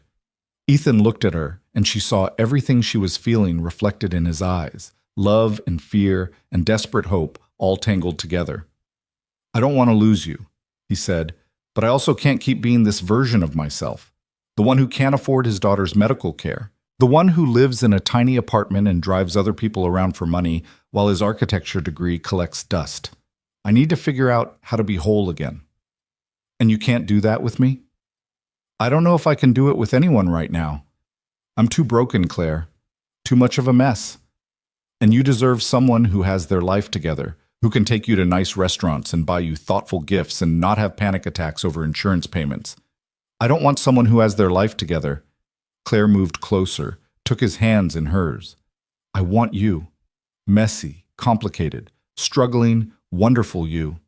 Can't that be enough? It should be. He lifted their joined hands, pressed a kiss to her knuckles. It really should be. But I need to be able to look at myself in the mirror and see someone worth your time. And right now, I don't. Claire felt the tears spill over. So that's it? We're done? No, maybe. I don't know. Ethan pulled her close, held her tight against his chest, where she could hear his heart hammering. I need some time to figure out my next move, to get my finances stable, to find a job that actually uses my degree.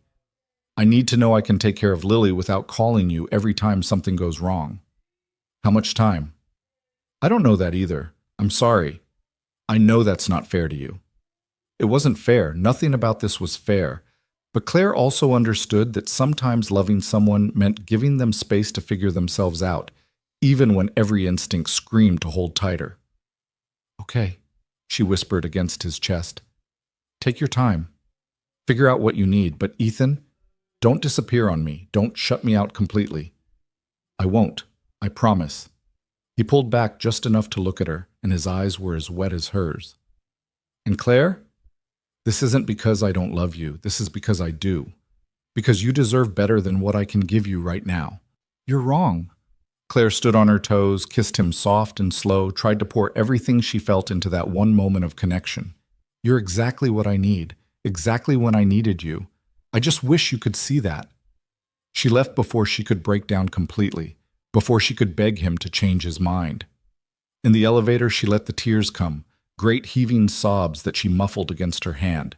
By the time James pulled up to the building, she'd managed to pull herself together enough to walk to the car with some dignity intact. Rough day, Ms. Whitman? James asked gently as she climbed in. The roughest. Claire leaned her head against the window, watched Ethan's building disappear as they pulled away. The absolute roughest. The penthouse felt emptier than ever that night. Claire stood at her windows, looking out at the city, and realized she could probably pinpoint exactly where Ethan's apartment was from here. So close, and yet impossibly far, separated by more than just miles. Her phone buzzed. A text from Ethan. Lily wants you to know that pink really is the best color for casts. And I want you to know that I'm sorry for all of it, for not being stronger. Claire typed and deleted a dozen responses before settling on. You're the strongest person I know. That's part of why I love you. His response came quickly. I love you too. That's why this is so hard. She stared at those words for a long time, trying to understand how love could be the reason for both staying and leaving, for both holding on and letting go. The weeks that followed were harder than Claire had anticipated. She threw herself back into work, staying late at the office, accepting every meeting and conference call that came her way. Anything to avoid going home to the penthouse that now held memories of Ethan and Lily in every corner. But she couldn't completely stay away. Once a week, she'd text Ethan to check in, carefully casual messages that asked about Lily's arm, about his job search, about anything except what she really wanted to know. Was he ready to try again? His responses were friendly but distant. Lily's arm was healing well. He'd had a few interviews, things were looking up. Never an invitation, never a suggestion that they get together, never the opening Claire desperately wanted. She saw Lily once, by accident, at the grocery store. The little girl's face had lit up when she spotted Claire in the cereal aisle. Claire, look, my cast is almost all signed. Lily had run over, dragging Ethan behind her, and he'd looked just as surprised and pained to see Claire as she felt. It looks great, sweetheart. Claire had knelt down, examined the names covering the pink plaster, found her own signature still there at the top. How's the arm feeling? Much better. The doctor says I can get it off in 2 more weeks. Lily had grabbed Claire's hand with her good arm, held on tight. Are you coming over for dinner soon? I miss you. Claire had looked up at Ethan, seen him struggling with what to say. I've been really busy with work, she'd said gently, lying for Lily's sake. But maybe soon, okay? Promise? I'll do my best. It wasn't a promise, not really, but Lily had seemed satisfied. Ethan had barely spoken, just offered a tight smile and a quiet, good to see you, before steering his daughter toward the checkout. Claire had abandoned her half-full cart and left the store, unable to finish shopping with tears blurring her vision. That night, Ethan had texted, I'm sorry about today. I didn't know she'd react like that. She misses me. I miss her too. I miss both of you. I know. I'm trying, Claire. I really am. I just need a little more time. But time kept passing, and nothing changed. January became February, and Claire started to wonder if this was how it ended. not with a fight or a clean break, but with a slow fade until they became strangers who used to know each other. She was in her office on a Friday afternoon, staring at spreadsheets without really seeing them, when her assistant knocked. "Ms. Whitman, there's someone here to see you. He doesn't have an appointment, but he says it's important." Claire didn't have to ask who. She could feel it, the way you can feel a thunderstorm building before the first drops fall. "Send him in." Ethan walked into her office looking better than he had the last time she'd seen him. Still thin, still wearing that same suit, but there was something different in the way he carried himself. Something that looked almost like hope. "Hi," he said, and his voice was uncertain but warm. "Hi." Claire stood, resisted the urge to run around her desk and throw herself into his arms. "Is everything okay? Is Lily—" "Lily's fine. Great, actually. Got her cast off yesterday and immediately went back to climbing everything in sight." He smiled, and it reached his eyes this time. "I actually came to talk to you about something else." He pulled a folder from the messenger bag slung over his shoulder, set it on her desk. Claire opened it, found architectural drawings, detailed, beautiful, innovative. "What is this?" "A proposal for your new headquarters." Ethan moved to stand beside her, pointed out features in the design. "You mentioned once that you'd wanted to hire the architect from the Riverside complex. Well, here I am. Or here I'm trying to be again." Claire's heart stuttered. "Ethan, this is incredible, but I don't understand. I got a job." The words came out in a rush. "A real job, with Hensley and Partners. They're a smaller firm, nothing like where I used to work, but they value sustainable design and they actually want my ideas. I start Monday." He turned to face her fully. "I also found a new apartment. Nothing fancy, but it's bigger, in a better school district for Lily. I'm getting my life together, Claire. Finally." "That's wonderful." And it was, truly, but Claire felt strangely numb saying it. "I'm so happy for you." "Are you?" Ethan searched her face. "Because you look like you're about to cry." "I am happy. I'm just—" Claire set the folder down carefully. "Why are you telling me this? Why now?" "Because I'm ready." He took her hands, and the touch sent electricity through her. "I'm ready to be the man you deserve. The one who can stand beside you instead of 3 steps behind, drowning in his own inadequacy. I'm ready to try again, if you'll have me." Claire wanted to say yes immediately, wanted to throw herself into his arms and pretend the last 6 weeks of pain hadn't happened. But something held her back. "You pushed me away," she said quietly. "When Lily got hurt, when you needed help most, you pushed me away instead of letting me in. How do I know you won't do that again the next time things get hard?" The question landed between them, sharp and necessary. Ethan flinched but didn't let go of her hands. "You're right. I did. I let my pride get in the way of what was important. I thought I needed to fix everything myself before I could be worthy of you." He stepped closer. "But these last 6 weeks without you taught me something. Being worthy isn't about having all the answers or never needing help. It's about showing up, even when it's hard. It's about choosing the person you love, even when fear tells you to run. And Claire, I choose you. I will always choose you, even on the days when I'm scared or struggling or feel like I'm not enough. I choose you." The words broke something open in Claire's chest, all the hurt and loneliness of the past weeks flooding out. "I choose you too," she whispered. "I never stopped choosing you, even when you couldn't choose yourself." And then his lips were on hers, and Claire was kissing him back with 6 weeks of pent-up longing. He tasted like coffee and possibility, like coming home after being lost too long. And she couldn't get close enough, couldn't hold tight enough, couldn't make up for the time they'd wasted fast enough. When they finally broke apart, both breathing hard, Ethan rested his forehead against hers. "I love you," he said. "I know I said it before, but I need you to really hear it. I love you, Claire Whitman. Not your money, or your company, or what you can give me. Just you. The woman who waited 3 hours for me. The woman who spent Christmas eating pizza with my daughter. The woman who sees something worth loving in a broken-down single dad." "You're not broken." Claire cupped his face in her hands. "You're healing. There's a difference, and I love you too. The real you, not the version you think you need to be." So we're doing this? Really doing this? We're doing this. Claire kissed him again, softer this time. No more pushing each other away. No more letting pride get in the way. We figure things out together. Deal? Deal. Ethan smiled against her lips. Lily's going to be so excited.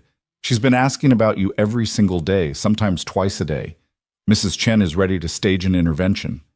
How about we tell her together, tonight? Your new place or mine, I don't care, as long as we're together. Tonight sounds perfect. They picked up Lily from school together, Claire waiting in the car while Ethan went to the pickup line.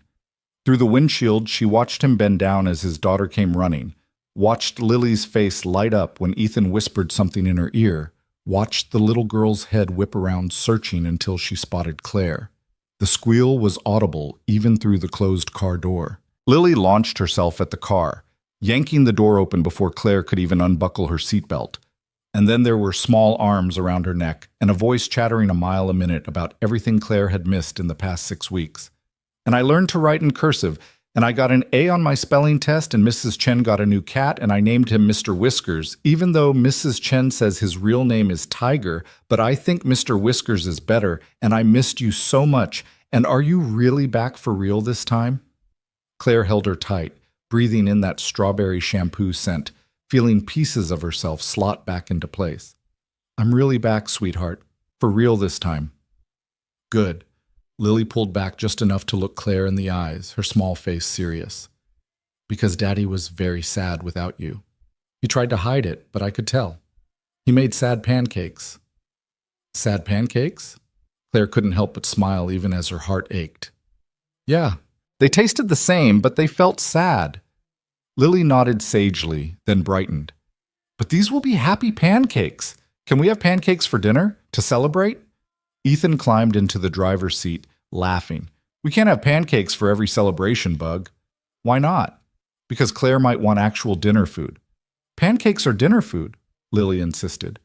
Breakfast for dinner is a real thing. Claire, don't you think pancakes are dinner food? Claire looked at Ethan, saw him trying not to laugh, and felt so full of love for both of them that she thought she might burst. I think pancakes sound perfect. So they went to the diner with the good pancakes, the one they'd discovered together back in January, and squeezed into a booth that was probably meant for 2 but fit 3 if you didn't mind being close. Lily sat between them, swinging her legs and coloring on the paper placemat while they waited for their food, and it felt so achingly normal that Claire had to blink back tears. You okay? Ethan asked quietly, his hand finding hers under the table. More than okay. Claire squeezed back. This is exactly where I want to be. The pancakes came, a tower of them, because Lily had insisted they needed to make up for lost time, and they ate while Lily told them about her best friend Emma and the school play she wanted to try out for, and how she'd decided she wanted to be an artist when she grew up, or maybe a veterinarian, or possibly both. You can be both, Claire said. You can be anything you want. Can I be a princess? Well, that one's a little harder because you usually have to be born into a royal family. But you said I could be anything I want, Lily pointed out with 7-year-old logic. Ethan grinned. She's got you there. Fine, you can absolutely be a princess. A very artistic princess who takes care of animals. Perfect.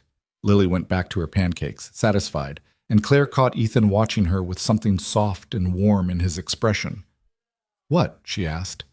Nothing, just thinking about how lucky I am. He leaned over and kissed her temple, casual and comfortable, like they'd been doing this for years instead of months with a 6-week gap in the middle. How lucky we both are. After dinner, they drove to Ethan's new apartment, not far from the old one but noticeably nicer. The building had actual landscaping, a security system that worked, windows that didn't let in drafts. It was still modest by Claire's standards, still nothing like her penthouse, but she could see Ethan's pride in it when he unlocked the door and ushered them inside. It's not much, he started, but Claire cut him off with a kiss. It's perfect. Stop apologizing for your life. She's right, Daddy, Lily called from where she was already exploring. It's way better than the old place. I have my own bathroom. The apartment was bigger, definitely. A living room that didn't double as a dining room, a kitchen where 2 people could actually move around each other, 2 bedrooms, and that bathroom Lily was so excited about. Boxes were still stacked against the walls, and furniture was sparse, but Claire could see the potential, could see the life they might build here. "I want to show you something," Ethan said, taking her hand and leading her toward what was clearly going to be his bedroom. Lily was busy investigating her new space, giving them a moment of privacy. His room held a bed, a dresser, and a drafting table set up by the window. The table was covered with sketches, not just the drawings he'd shown her for the headquarters, but others. Houses, community centers, schools, dreams made paper. "I've been designing again," he said, and she could hear the wonder in his voice, like he couldn't quite believe it himself. "Really designing, not just the freelance work I was doing to make rent. These past 6 weeks, without you, I had a lot of time alone. And I realized that I'd let fear make me small. I'd stopped dreaming because dreaming hurt too much when nothing ever came true." Claire picked up one of the sketches. A beautiful community center with lots of natural light and green space, designed to feel welcoming rather than institutional. "This is incredible. It's just an idea. Probably nothing will come of it. Or maybe something will. You can't know until you try." She set down the sketch, turned to face him. "I meant what I said before, about you being exactly what I need. Not the version with the perfect job and the bigger apartment. Just you. The man who never stopped caring about making spaces that honor people's lives." "I know you meant it. I'm starting to believe it too." Ethan pulled her close, and Claire rested her head against his chest, listening to the steady beat of his heart. "The job with Hensley starts Monday. I'm terrified." "You should be. New beginnings are terrifying." "Is that what this is? A new beginning?" Claire thought about the past year, the blind date she'd almost skipped, the 3 hours of waiting, the man who'd run through a snowstorm. Thought about Christmas pancakes and broken arms and 6 weeks of missing someone so badly it physically hurt. Thought about standing here now, in his new apartment, with his daughter laughing in the next room and his dreams spread across a drafting table. "No," she said slowly. "This is a continuation. We've been beginning since the moment you burst into that cafe. Now we're just figuring out how the middle goes." "And the ending?" Too soon to think about endings. But Claire smiled against his chest because she could imagine it, years from now, still choosing each other, still building this messy, beautiful life together. They were interrupted by Lily appearing in the doorway. "Can Claire see my room, please? I decorated it myself and I want to show her." Lily's room was small but cheerful, already personalized with her drawings taped to the walls and her stuffed animals arranged on the bed. Sparkles the unicorn had pride of place on the pillow. "It's wonderful," Claire said, and meant it. "Very you." "There's space for a desk when Daddy can afford one," Lily explained, pointing to an empty corner, "for doing homework and art projects. And look!" She ran to the window. "I can see the park from here. We're going to go there every weekend, Daddy promised." "Every weekend, weather permitting," Ethan corrected, but he was smiling. They stayed for a while helping Lily unpack some of her books and arrange her art supplies, and Claire felt herself settling into the rhythm of it. This was what family felt like, she realized. Not the formal dinners with her parents or the obligatory holiday gatherings, but this. Casual collaboration, gentle teasing, the comfortable silence of people who belong together. It was nearly 9 when Lily started yawning, and Ethan declared bedtime despite her protests. "But Claire just got back. I'm not even tired. You're yawning every 30 seconds, Bug." "Those are happy yawns, different from tired yawns." Claire laughed. "How about this? I'll come back tomorrow. We can spend the whole day together if you want." Lily's eyes went wide. "Really? The whole day?" "The whole day. But only if you go to bed now without arguing." "Deal." Lily was already running toward her room. "I'll brush my teeth super fast." After Lily was settled, teeth brushed, pajamas on, sparkles tucked in beside her, Claire sat on the edge of the bed while Ethan stood in the doorway. "Tell me a story?" Lily asked, already drowsy. "What kind of story?" "A happy one. About people who find each other." Claire thought for a moment, then began. "Once upon a time, there was a woman who had everything except what mattered most. She had a big office and lots of money, but she was very lonely.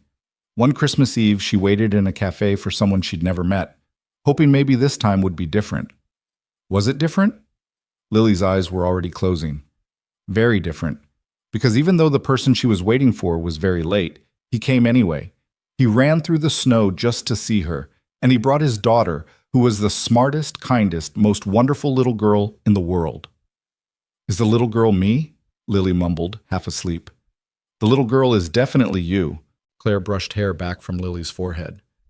And the woman learned that the best things in life aren't the ones you plan for. They're the ones that burst through the door when you least expect them, out of breath and covered in snow, but exactly right. I like that story, Lily whispered. Is there a happy ending? The happiest. Claire kissed her forehead. Because they all chose each other. Every single day, they chose each other. And that's what made it happy. But Lily was already asleep, her breathing deep and even, one hand clutching sparkles. Claire stood carefully, and Ethan wrapped an arm around her shoulders as they backed out of the room, leaving the door cracked open just enough to let in light from the hallway. That was a good story, he said softly. It's a true story. At least I hope it is. It is. Ethan turned her to face him, and in the dim light of his new apartment, he looked young and hopeful and utterly beautiful. Claire, I need to ask you something, and I need you to really think about your answer because it's important. Her heart started hammering. Okay. Move in with me. Claire blinked. Whatever she'd been expecting, it wasn't that. What? Move in with me. Not to your penthouse. This is my place, my space that I'm paying for, where I can feel like an equal partner. Move in here, with me and Lily, and let's build a life together. A real life. Not you in your tower and me in my modest apartment, but together. He was talking faster now, the words tumbling out like he was afraid he'd lose his nerve. I know it's smaller than what you're used to. I know the neighborhood isn't as nice, and the building doesn't have a doorman, and... Yes. Ethan stopped mid-sentence. Yes? Yes, I'll move in with you. Claire laughed at the shock on his face. Did you really think I'd say no? Ethan, I've been trying to figure out how to be part of your life for months. You're offering me exactly what I want. But your penthouse is empty and cold and has never felt like home. This... She gestured around the small apartment. This already feels more like home than anywhere I've ever lived. Because you're here. Because Lily's here. Because this is where my life actually is. I don't want you to give up your space for me. I'm not giving it up. I'll keep it, use it as an office or a guest space or whatever, but I want to live here. I want to wake up next to you and have breakfast with Lily and fight over bathroom time and all the messy, normal things that come with actually sharing a life with someone. Claire took his hands. I want this. I want us. Say yes. Yes. Ethan pulled her close, held her so tight she could barely breathe. Yes, absolutely yes. Move in with us. Be part of this family. They kissed then, deep and slow and full of promise, and Claire felt something fundamental shift into place. This was what she'd been searching for without knowing it. Not perfection, not ease, but connection. Real, complicated, beautiful connection with two people who saw her clearly and loved her anyway. The following weeks were a whirlwind of change and adjustment. Claire started moving her things gradually, bringing boxes on weekends while Lily helped her unpack with enthusiastic commentary on every item. The little girl was fascinated by Claire's work wardrobe, trying on heels that were comically too big and wrapping herself in silk scarves like a fashion model. You have so many fancy clothes, Lily observed, holding up a tailored blazer. Do you wear these to boss people around?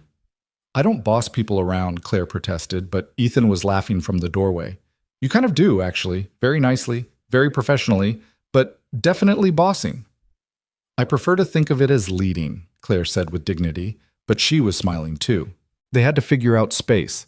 The apartment wasn't designed for 3 people's worth of belongings, and compromises had to be made. Claire donated half her wardrobe to charity, kept only what she actually wore regularly. Ethan cleared out a corner of the bedroom for her makeup and jewelry, built makeshift shelves that weren't pretty but worked. Lily gave up some of her toy storage so Claire would have room for her books. It was messy and chaotic and nothing like the organized move-ins Claire had experienced before. But it was also real in a way those other moves had never been, full of laughter and minor arguments about where things should go and impromptu dance parties when they needed a break from unpacking. Rachel, Claire's assistant, was thrilled when she heard the news. I knew it. I knew you two were perfect for each other. This is the best blind date success story ever. You get full credit, Claire assured her. I'll name my firstborn after you if you want. Lily might have opinions about siblings.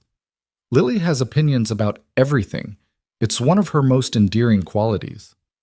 At work, Claire's colleagues noticed the change in her immediately. She smiled more, left the office at reasonable hours, actually took lunch breaks instead of eating at her desk while reviewing contracts. Some of them seemed confused by the transformation, like they'd forgotten their CEO was a human being with a life outside Whitman Industries. You seem happy, her CFO observed during one meeting, and there was genuine surprise in his voice. I am happy, Claire confirmed.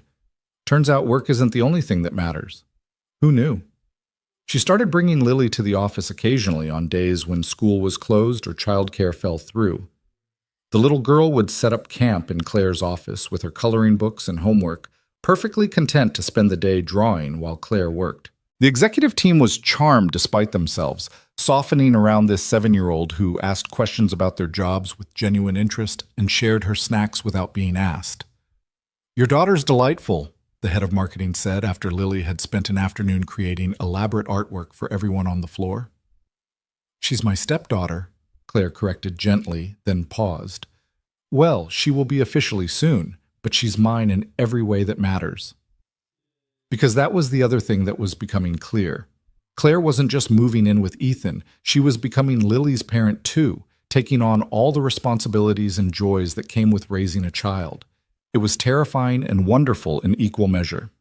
There were challenges she hadn't anticipated, like the first time Lily got sick at school and Claire was the emergency contact who had to leave a board meeting to pick her up, or the night Lily had a nightmare about her biological mother, and Claire had to navigate the complicated emotions of comforting a child grieving someone Claire had never met, or the dozens of small daily decisions that came with parenting, what was okay for Lily to watch on TV, how much sugar was too much, whether 7 was too young for a phone, even if all her friends had them.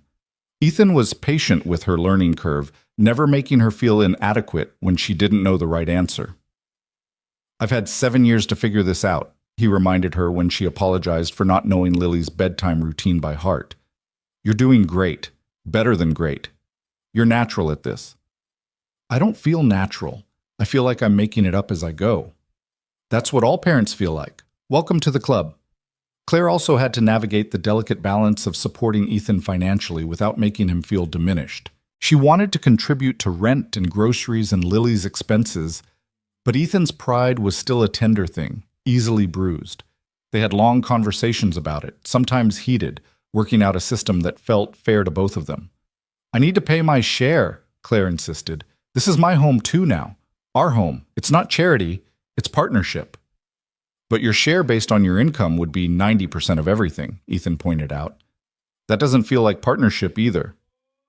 They compromised eventually. Claire would cover groceries and utilities, Ethan would handle rent and Lily's school expenses, and they'd split everything else down the middle regardless of who made more money. It wasn't perfect, and they'd probably have to revisit it as circumstances changed, but it was a start. Ethan's job at Hensley & Partners was going well, better than well, actually. He'd thrown himself into the sustainable design division with passion and creativity, coming home most evenings full of stories about projects and challenges and the satisfaction of doing work that mattered again. His confidence grew with each successful proposal, each client who specifically requested him, each reminder that his 18 months of struggle hadn't erased his talent. They want me to present at a conference in March, he told Claire one evening, and she could hear the disbelief in his voice. In San Francisco, about integrating green space in urban architecture. That's incredible. You have to do it. It's 3 days. I'd have to leave you and Lily. We'll survive 3 days, Claire assured him. Lily and I will have a girls' weekend. We'll paint our nails and watch princess movies and eat ice cream for dinner. Ice cream is not dinner. It is when Daddy's out of town and we're living dangerously. Lily, overhearing from her room, shouted her enthusiastic approval of this plan. Ethan did the conference, and it went so well that other firms started reaching out to him. Nothing that would make him leave Hensley. He was loyal to the people who'd given him a second chance. But proof that his career was truly back on track, that he was no longer the desperate, unemployed architect, but someone people sought out, someone whose opinion mattered in his field again. Claire watched him bloom with quiet joy, loving the way his eyes lit up when he talked about his projects, the way he'd sketch ideas on napkins during dinner without even realizing he was doing it. This was the man he was meant to be, the one who'd been buried under stress and struggle, but never truly lost. 3 months after Claire moved in, Ethan came home with an unexpected question. They were cleaning up after dinner. Lily was in the bath, singing off-key to herself, when he turned to Claire with unusual nervousness. "I've been thinking about something," he said, drying a plate with more attention than it strictly required, "and I wanted to run it by you before I did anything." "Okay." Claire rinsed soap from her hands, gave him her full attention. "What's up?" "I want to talk to Lily about adoption." The words came out in a rush. "I want to know if she'd want you to adopt her, legally, officially, make you her mother, in every way, not just emotionally." Claire's heart stopped.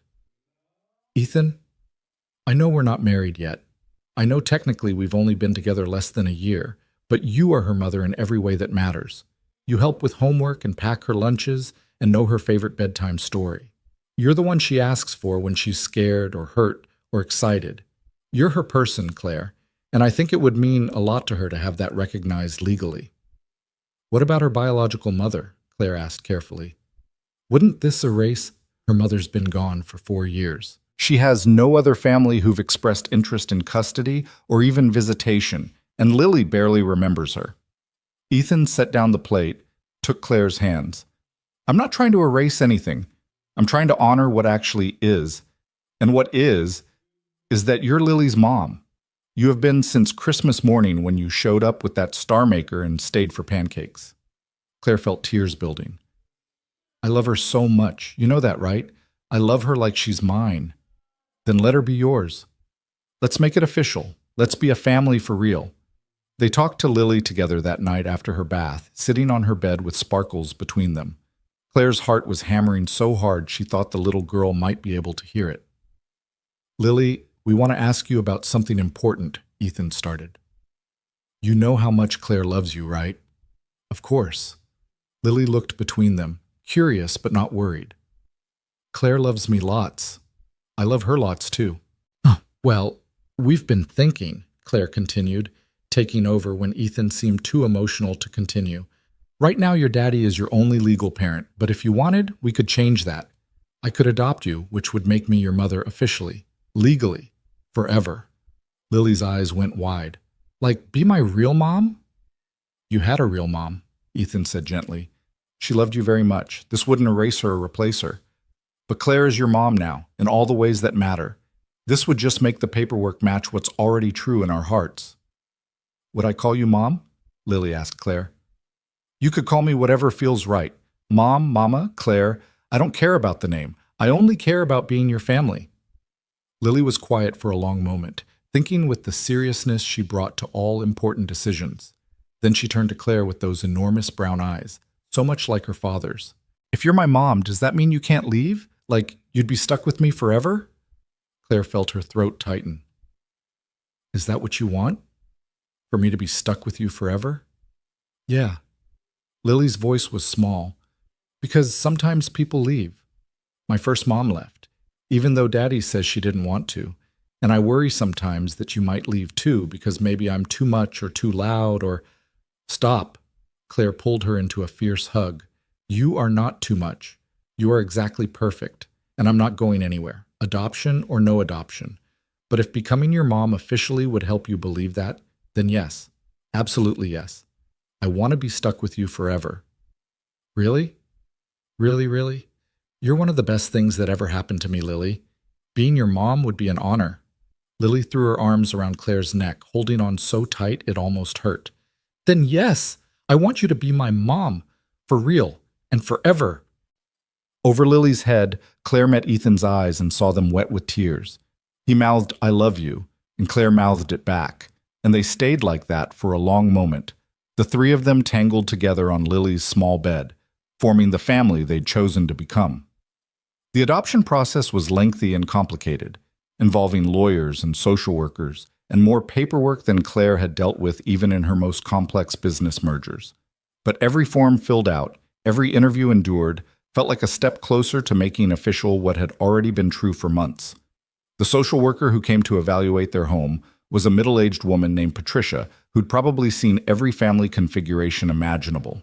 She spent an hour talking to Lily alone, then to Ethan, then to Claire, asking questions about their relationship and their home life and their plans for the future. "I have to ask," Patricia said during Claire's interview. "This is moving quite fast. You've only been in Lily's life for about 10 months. Are you certain this is what you want? Adoption is permanent. There's no backing out if it gets hard." "I'm certain," Claire said without hesitation. "I know it looks fast on paper, but some things you just know. And I know that Lily is my daughter in every way that matters. I know that I want to be there for her school plays and science fairs and teenage heartbreaks and college graduations and every moment in between. I know that I'm all in, for better or worse, forever." "And your career? You run a major company. How will you balance that with parenting?" "The same way any working parent does, by making choices and setting boundaries and remembering that success at work means nothing if I'm failing at home." Claire leaned forward, meeting Patricia's eyes. "I used to work 80-hour weeks. Now I work 50 because I want to be home for dinner. I used to take business calls at all hours. Now I turn off my phone after 8 because that's Lily's bedtime. I'm learning to be a parent, and yes, I'm making it up as I go sometimes, but I'm committed. Completely." Patricia made notes, her expression neutral, and Claire had no idea if she was saying the right things or condemning herself with every answer. But 6 weeks later, they got the call. The adoption was approved. All they needed was a court date to make it official. Ethan cried when he heard, actually sobbed with relief and joy, holding Claire while she held him, both of them laughing and crying at the same time. "We're really doing this," he said. "You're really going to be her mom." "I really am." The court date was set for early December, almost exactly a year after their first meeting. The symmetry wasn't lost on Claire. 1 year ago, she'd been waiting in a cafe, lonely and hoping for something to change. Now she was standing in a courtroom about to legally become a mother, about to make permanent this family that had formed so unexpectedly. Lily wore a new dress for the occasion, emerald green with a white collar, and she'd insisted on wearing her light-up sneakers underneath because special occasions need special shoes. Claire wore her best suit, and Ethan wore the tie Lily had given him for Father's Day. They looked like a family trying very hard to look official, which was exactly what they were. The judge was a kind-faced woman in her 60s who smiled at Lily when they entered her chambers. "You must be Miss Lily Moore," she said. "I've heard a lot about you." "I'm going to have 2 last names after today," Lily announced proudly. "Moore Whitman. It's very long, but Daddy says it's distinguished." "Very distinguished indeed," the judge looked at Claire. "And you must be Ms. Whitman, or should I say, soon-to-be mom." "Claire is fine," Claire said, but she was smiling, "though I won't complain about Mom either." The judge asked Lily a few questions. Did she understand what adoption meant? Did she want Claire to be her mother?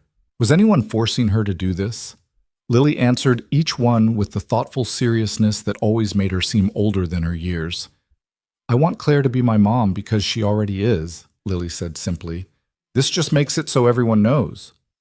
"That's a very good answer," the judge said, and her smile was warm. "Well then, I see no reason to delay. Claire Whitman, do you swear to love, support, and care for Lily Moore as your daughter, in sickness and in health, for richer or poorer, for as long as you both shall live?" "I do," Claire said, and her voice only shook a little. "I absolutely do." "Then by the power vested in me by the state, I hereby grant this adoption. Lily Alexandra Moore is now legally the daughter of both Ethan James Moore and Claire Elizabeth Whitman. Congratulations to your family." She banged her gavel, and it was done. Just like that, Lily was officially Claire's daughter. Lily jumped up and down, making her shoes flash frantically. "I have a mom! I have a mom again! Did you hear? She's my mom for real!" "I heard," Ethan said, and he was crying again, but they were happy tears this time. "I heard, Bug. You have a mom." Claire knelt down and Lily crashed into her arms, and they held each other while the enormity of it sank in. This was permanent now. Legal. Real in a way that went beyond feelings or promises. Lily was hers, her daughter, forever. "I love you, Mom," Lily whispered against her shoulder. And it was the first time she'd used that word, and Claire felt something break open in her chest. I love you too, baby. So much, more than anything. They celebrated at the same diner where they'd had pancakes on that first evening because some traditions deserve to be honored. Lily got the biggest stack they offered, with extra whipped cream and strawberries, and she was practically vibrating with excitement as she told the waitress that Claire was her mom now, officially and forever. Congratulations, the waitress said warmly. Your family is beautiful. Your family. Claire tested the words in her mind, found they fit perfectly. This was her family now. This man who'd run through a snowstorm for her, this little girl who'd taught her about star makers and happy yawns, and all the small joys that came with being present in someone's life. Her family. Hers to keep and protect and love for all the years ahead. That night, after Lily was asleep, exhausted from excitement and too much sugar, Ethan pulled Claire onto the couch and wrapped his arms around her. Thank you, he said quietly. For what? For this, for choosing us, for making our weird little family complete. He pressed a kiss to the top of her head. A year ago, I was barely surviving, working jobs I hated, watching my daughter need things I couldn't provide, wondering if I'd ever feel like myself again. And now, his voice caught. Now I have a job I love, a partner I adore, and my daughter has a mother who'd move mountains for her. How did I get this lucky? We both got lucky, Claire said. I was lonely and lost and convinced that success was enough. You showed me it wasn't. You showed me what actually matters. They sat in comfortable silence for a while, holding each other while the city hummed outside their window. Claire thought about the past year, about every choice that had led them to this moment, about waiting in a cafe and saying yes to pancakes and opening her heart to the possibility that love could look different than she'd imagined. Ethan, she said softly, can I ask you something? Anything. When are you going to marry me? She felt him tense in surprise, then start laughing. I'm sorry, are you proposing to me again? I proposed last time. It's your turn now. Claire pulled back so she could see his face. I adopted your daughter today, made a lifetime commitment to our family. Seems like maybe you should make an honest woman of me. An honest woman, Ethan repeated, still laughing. You run a multi-million-dollar company and just legally became a mother. I think your honesty is well established. You know what I mean. I do. He cupped her face in his hands, suddenly serious. And yes, absolutely yes. I'll marry you, Claire Whitman. I'll marry you tomorrow if you want, or next week, or next year. Whenever you're ready, I'm ready. How about spring? Claire suggested. April, maybe. When everything's blooming and new, small ceremony, just people we love. Maybe at the same cafe where we met. That sounds perfect. Ethan kissed her softly. You know we're doing this all backwards, right? Most people get married before they adopt children together. We've never done anything the conventional way. Why start now? Fair point. He kissed her again, deeper this time. Spring wedding it is. Mrs. Moore Whitman. Just Claire is fine. Just Claire, he agreed. My Claire. Mine to keep forever. Forever, Claire echoed, and she meant it with everything in her. The months between the adoption and the wedding flew by in a blur of planning and ordinary life. Claire discovered she didn't want a big production, didn't need a fancy venue or designer dress or any of the traditional markers of a successful wedding. She just wanted the people who mattered bearing witness to promises she was already keeping. They sent out invitations in February to a small group, Rachel and her husband, a few close friends from work, Mrs. Chen and some of Ethan's colleagues from Hensley, Lily's teacher who'd become something of a friend, Claire's parents, though she wasn't sure they'd actually come. 30 people total, which felt manageable and right. Are you sure you don't want something bigger? Ethan asked for the 100th time. We can afford it now, between your salary and my partnership. I don't want bigger, I want intimate. I want the people who actually care about us, not everyone we've ever met professionally. Claire was addressing invitations at the kitchen table while Lily decorated envelopes with elaborate doodles. Besides, Lily's the flower girl. That's the only VIP we need. I'm going to throw flowers everywhere, Lily announced, like a flower explosion. People will be finding petals for weeks. Maybe aim for controlled flower distribution instead of explosion, Ethan suggested. Where's the fun in that? They decided on the cafe after all. Maya, the barista, was thrilled to host them, and the owner agreed to close for the afternoon so they could have the space. Claire and Ethan went to look at it one Saturday in March, and Maya had already started planning decorations. Simple white flowers, she suggested, and we can move the tables to create an aisle. The light's beautiful in the afternoon. You'll have that golden hour glow for photos. It's perfect, Claire said, imagining it. This is where it started, where I waited for him and he showed up covered in snow with his daughter. It feels right to make it official here. The best love stories come from the most unexpected places, Maya said wisely. She was only 24, but she had an old soul. You two are proof of that. Claire's parents surprised her by accepting the invitation. Her mother called personally, something she rarely did. We wouldn't miss it, she said, and there was something in her voice that Claire couldn't quite identify. I know we haven't always understood your choices, Claire, but seeing you happy, really happy, that matters. We want to be there. Thank you, Claire managed past the lump in her throat. That means more than you know. This Ethan, her mother continued, and his daughter. They're good for you. We can see that. You're softer now, more present, more you. They are good for me. The best thing that ever happened to me, actually. Then we're grateful to them, and we'd like to get to know our granddaughter better, if that's acceptable. Granddaughter. Claire's eyes filled with tears. Her parents had met Lily twice, both times briefly, but hearing her mother claim that relationship made something settle in Claire's chest.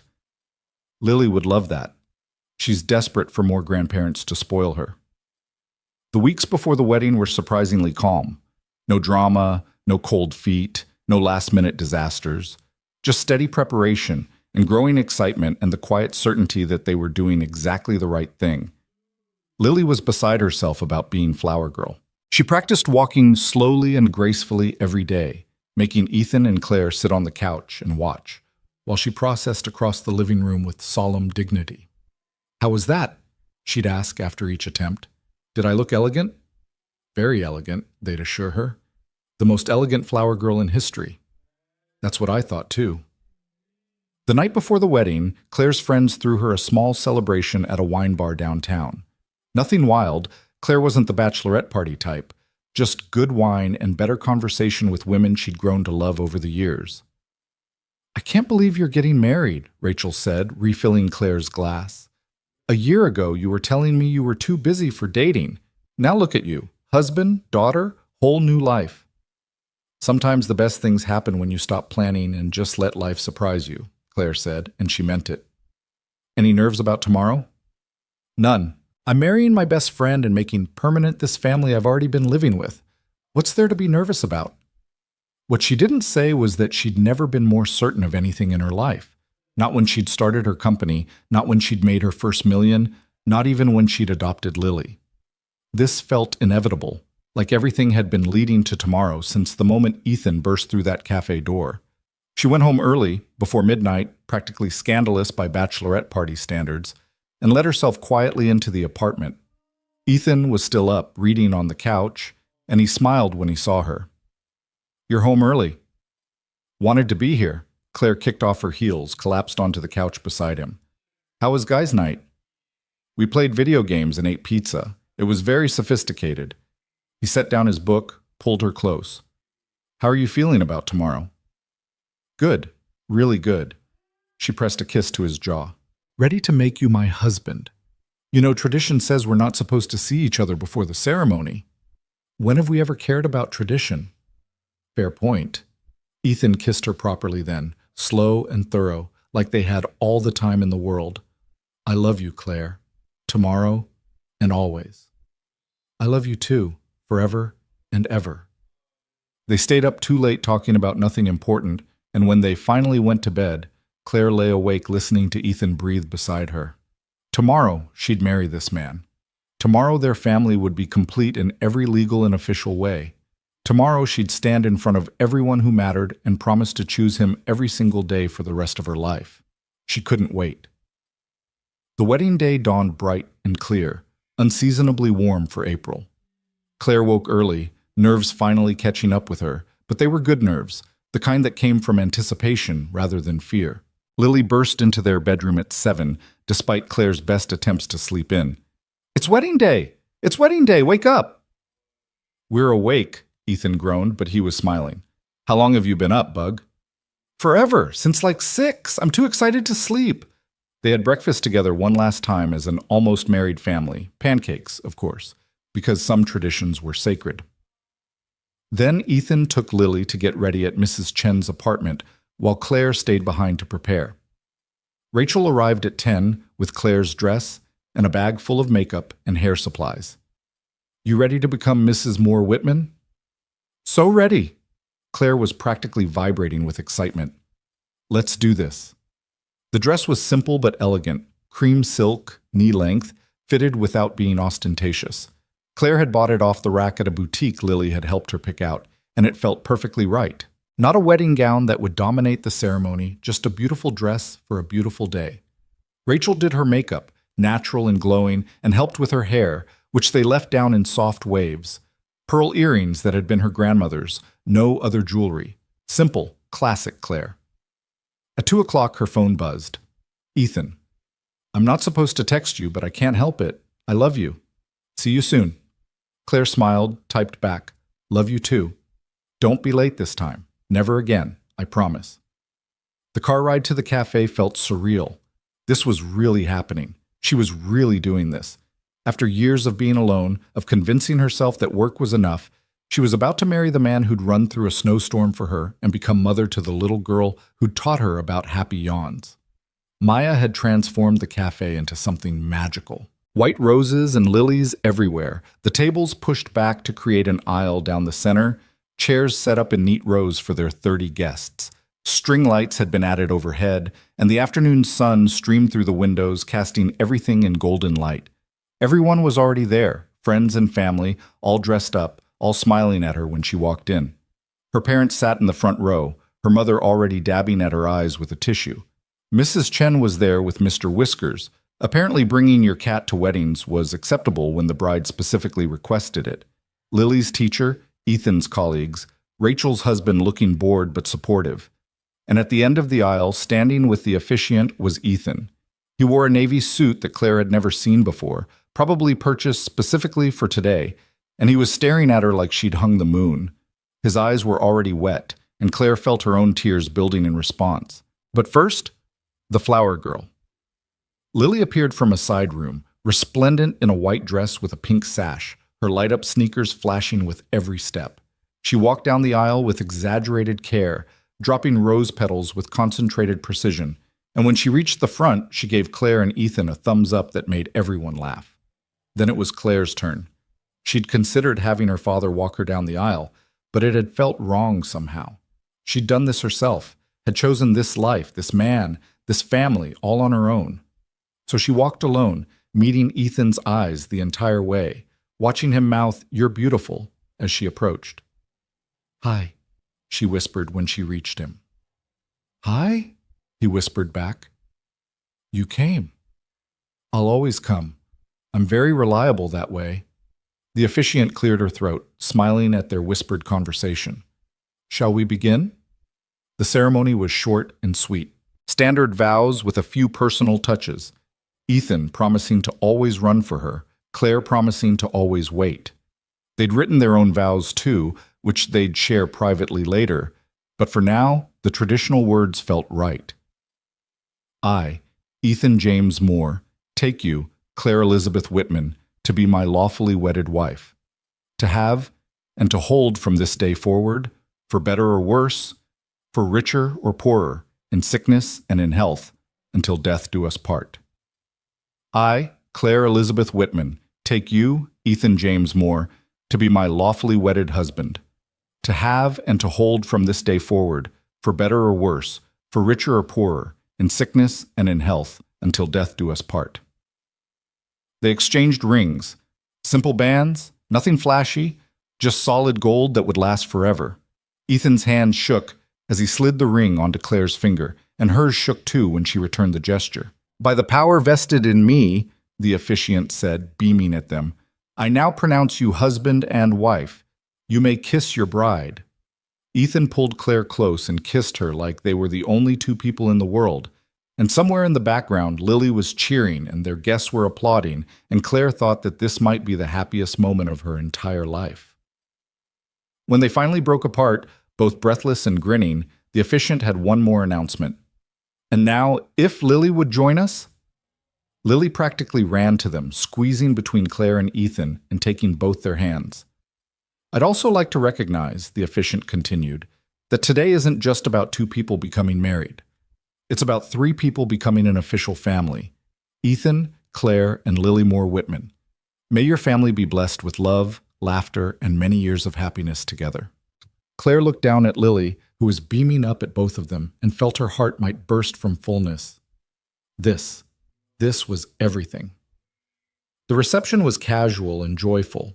Food from the cafe, a playlist of their favorite songs instead of a DJ, conversations flowing easily between people who genuinely cared about them. Claire's parents spent half an hour talking to Lily, clearly charmed by their granddaughter's enthusiasm and honesty. Mrs. Chen made sure everyone was fed and happy, already playing the beloved grandmother role with practiced ease. "Speech!" someone called when the food was cleared and only cake remained. Ethan stood, pulling Claire up with him. "I'm not great at public speaking," he started, and Claire squeezed his hand encouragingly. "But I wanted to say thank you to everyone who came today. A year and a half ago, my life was falling apart. I'd lost my job, my marriage, my sense of who I was. I was barely surviving, just trying to keep my daughter fed and happy while everything else crumbled around me." He paused, looking at Claire. "Then I had a blind date with a woman who waited 3 hours for me in a cafe on Christmas Eve. And when I finally showed up, late, soaking wet with my daughter in tow, she didn't turn me away. She invited us to sit down. She ordered hot chocolate with extra marshmallows. She saw me, really saw me, at my absolute worst and chose to stay anyway." Claire felt tears streaming down her face now, making no effort to stop them.